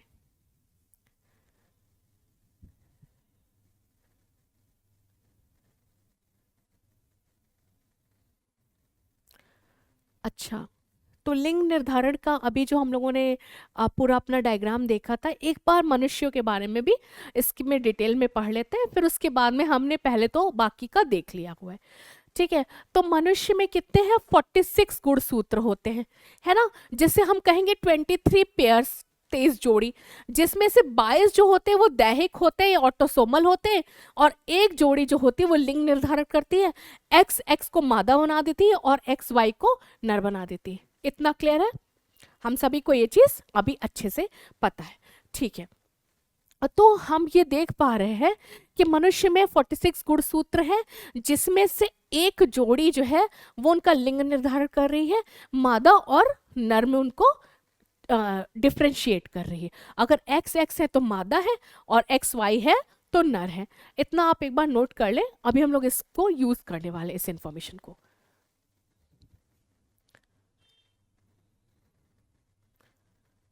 ठीक है, तो अब हम लोग ये पढ़ने वाले हैं कि गुणसूत्र के जो विकार हैं, क्रोमोसोम में जो डिसऑर्डर हैं, जो जेनेटिक डिसऑर्डर्स हैं इंसानों में, वो कौन से होते हैं, कैसे होते हैं, उन सब के बारे में हम अब पढ़ने वाले हैं। ठीक है, देखो, मनुष्य में जो अनुवांशिक अनियमितताएं आती हैं, जो अनुवांशिक अनियमितताएं मनुष्य में देखने को मिलती हैं, उनके दो मुख्य कारण हैं मानव में। कौन से? दैहिक सूत्रों में परिवर्तन या लैंगिक गुणसूत्रों में परिवर्तन, है ना। जो गुणसूत्र में परिवर्तन जो मानव में देखने को मिलते हैं वो या तो उनके ऑटोसोमल क्रोमोसोम्स में हो सकते हैं, दैहिक सूत्रों में हो सकते हैं, नहीं तो उनके लिंग सूत्रों में हो सकते हैं, है ना बेटा। इतनी बात क्लियर है?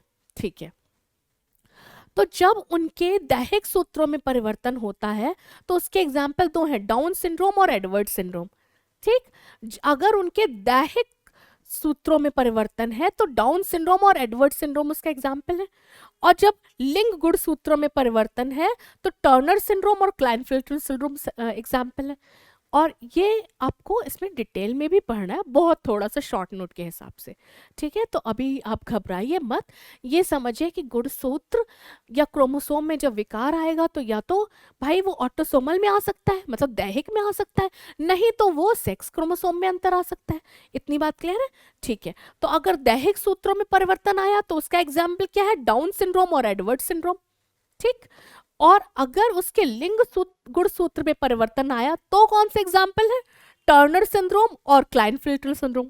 ठीक, अच्छा बेटा, अब जब गुण सूत्र में है तो एकाध सूत्रता हो सकती है या एकल सूत्रता हो सकती है।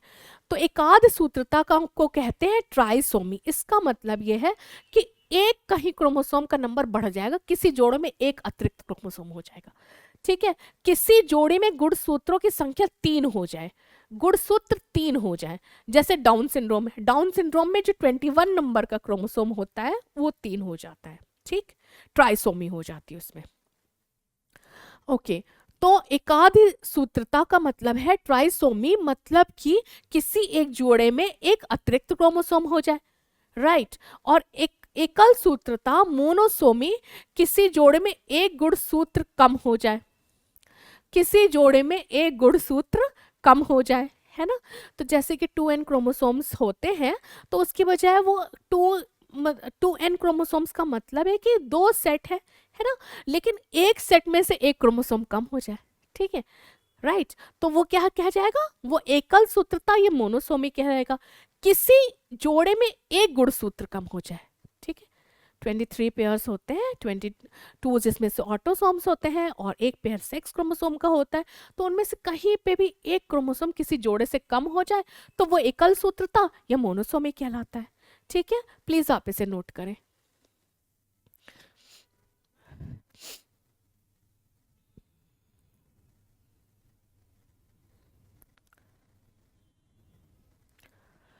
तो अब हम पढ़ने वाले हैं डाउन सिंड्रोम। अभी मैंने बात करी है कि जब दैहिक गुणसूत्रों में परिवर्तन हो जाता है तब वो हमारे डाउन सिंड्रोम उसका एग्जाम्पल आ जाता है।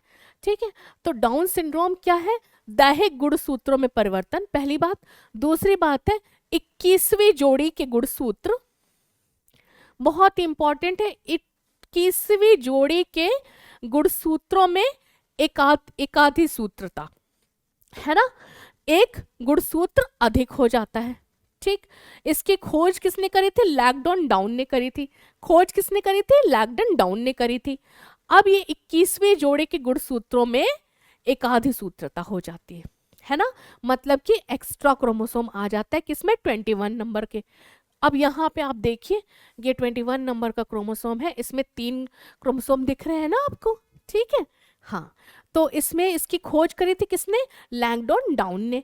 और इसके जो कैरेक्टरिस्टिक्स हैं, जिस बच्चे को डाउन सिंड्रोम होगा उसका चेहरा मंगोलियन जैसा हो जाएगा, मानसिक मंदता का वो शिकार होगा, कद उसका छोटा होगा, जन्मजात हृदय रोग होगा, बड़ी और झुर्रीदार उसकी जीभ होगी, है ना, बड़ी और झुर्रीदार जीभ है, मंगोलियन जैसा चेहरा है, मानसिक मंदता है, छोटा कद है, कॉन्जेनाइटल हार्ट डिजीज है, बचपन से उसको हार्ट की तकलीफें हैं।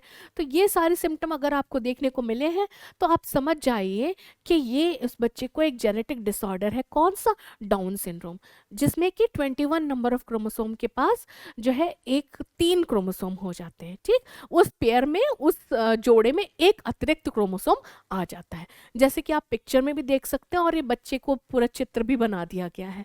ठीक है, ओके, तो इसे प्लीज नोट करें।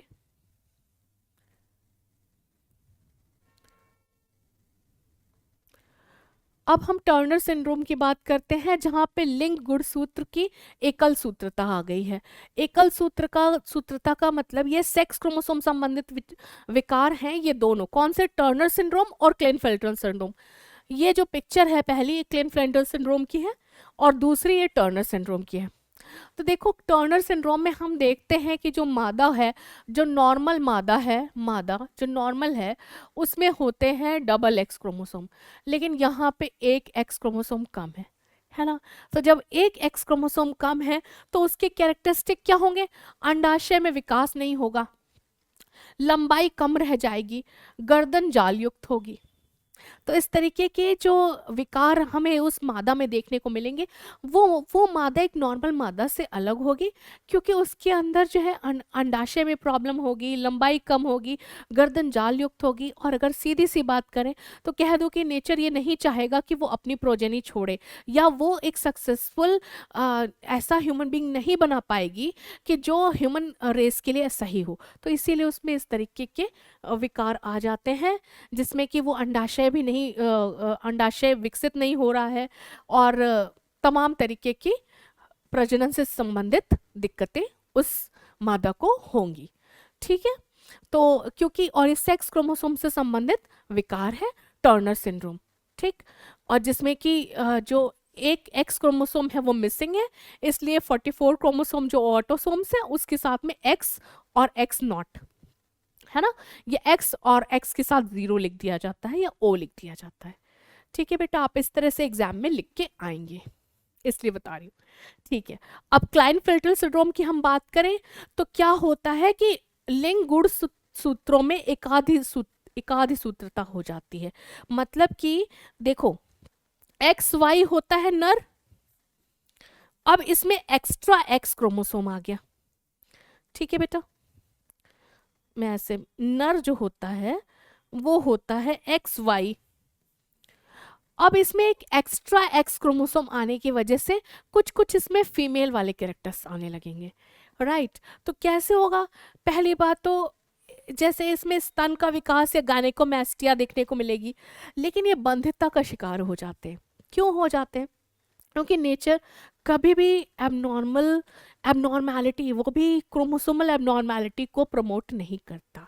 इस तरीके के जो भी जीव हैं, जो भी प्राणी हैं, उनका ज़्यादातर बंधितता उनमें इसलिए आ जाती है ताकि जो क्रोमोसोम नंबर मानव जाति का फिक्स है 46 वो बना रहे। ठीक है बेटा, तो आप इन पॉइंट्स को नोट करिए, एग्जाम के लिए इम्पॉर्टेंट है और ये शॉर्ट नोट्स में आता है, आप ये सारे points as it is note करिए। ओके, तो इस तरीके से ये टॉपिक खत्म हो गया है। अब मैं चाहती हूँ कि आप ऐप पे जाइए, प्रैक्टिस शीट डाउनलोड करिए, प्रीवियस ईयर क्वेश्चन सॉल्व करिए और उसके बाद उन्हें पूरे चैप्टर को रिवाइज करिए, और अगर कोई भी प्रॉब्लम होती है तो मुझे बताइए। ठीक है, और thank you so much for this amazing session, and I hope हम लोग जल्दी मिलते हैं नेक्स्ट चैप्टर के साथ में। Okay, thank you, bye bye.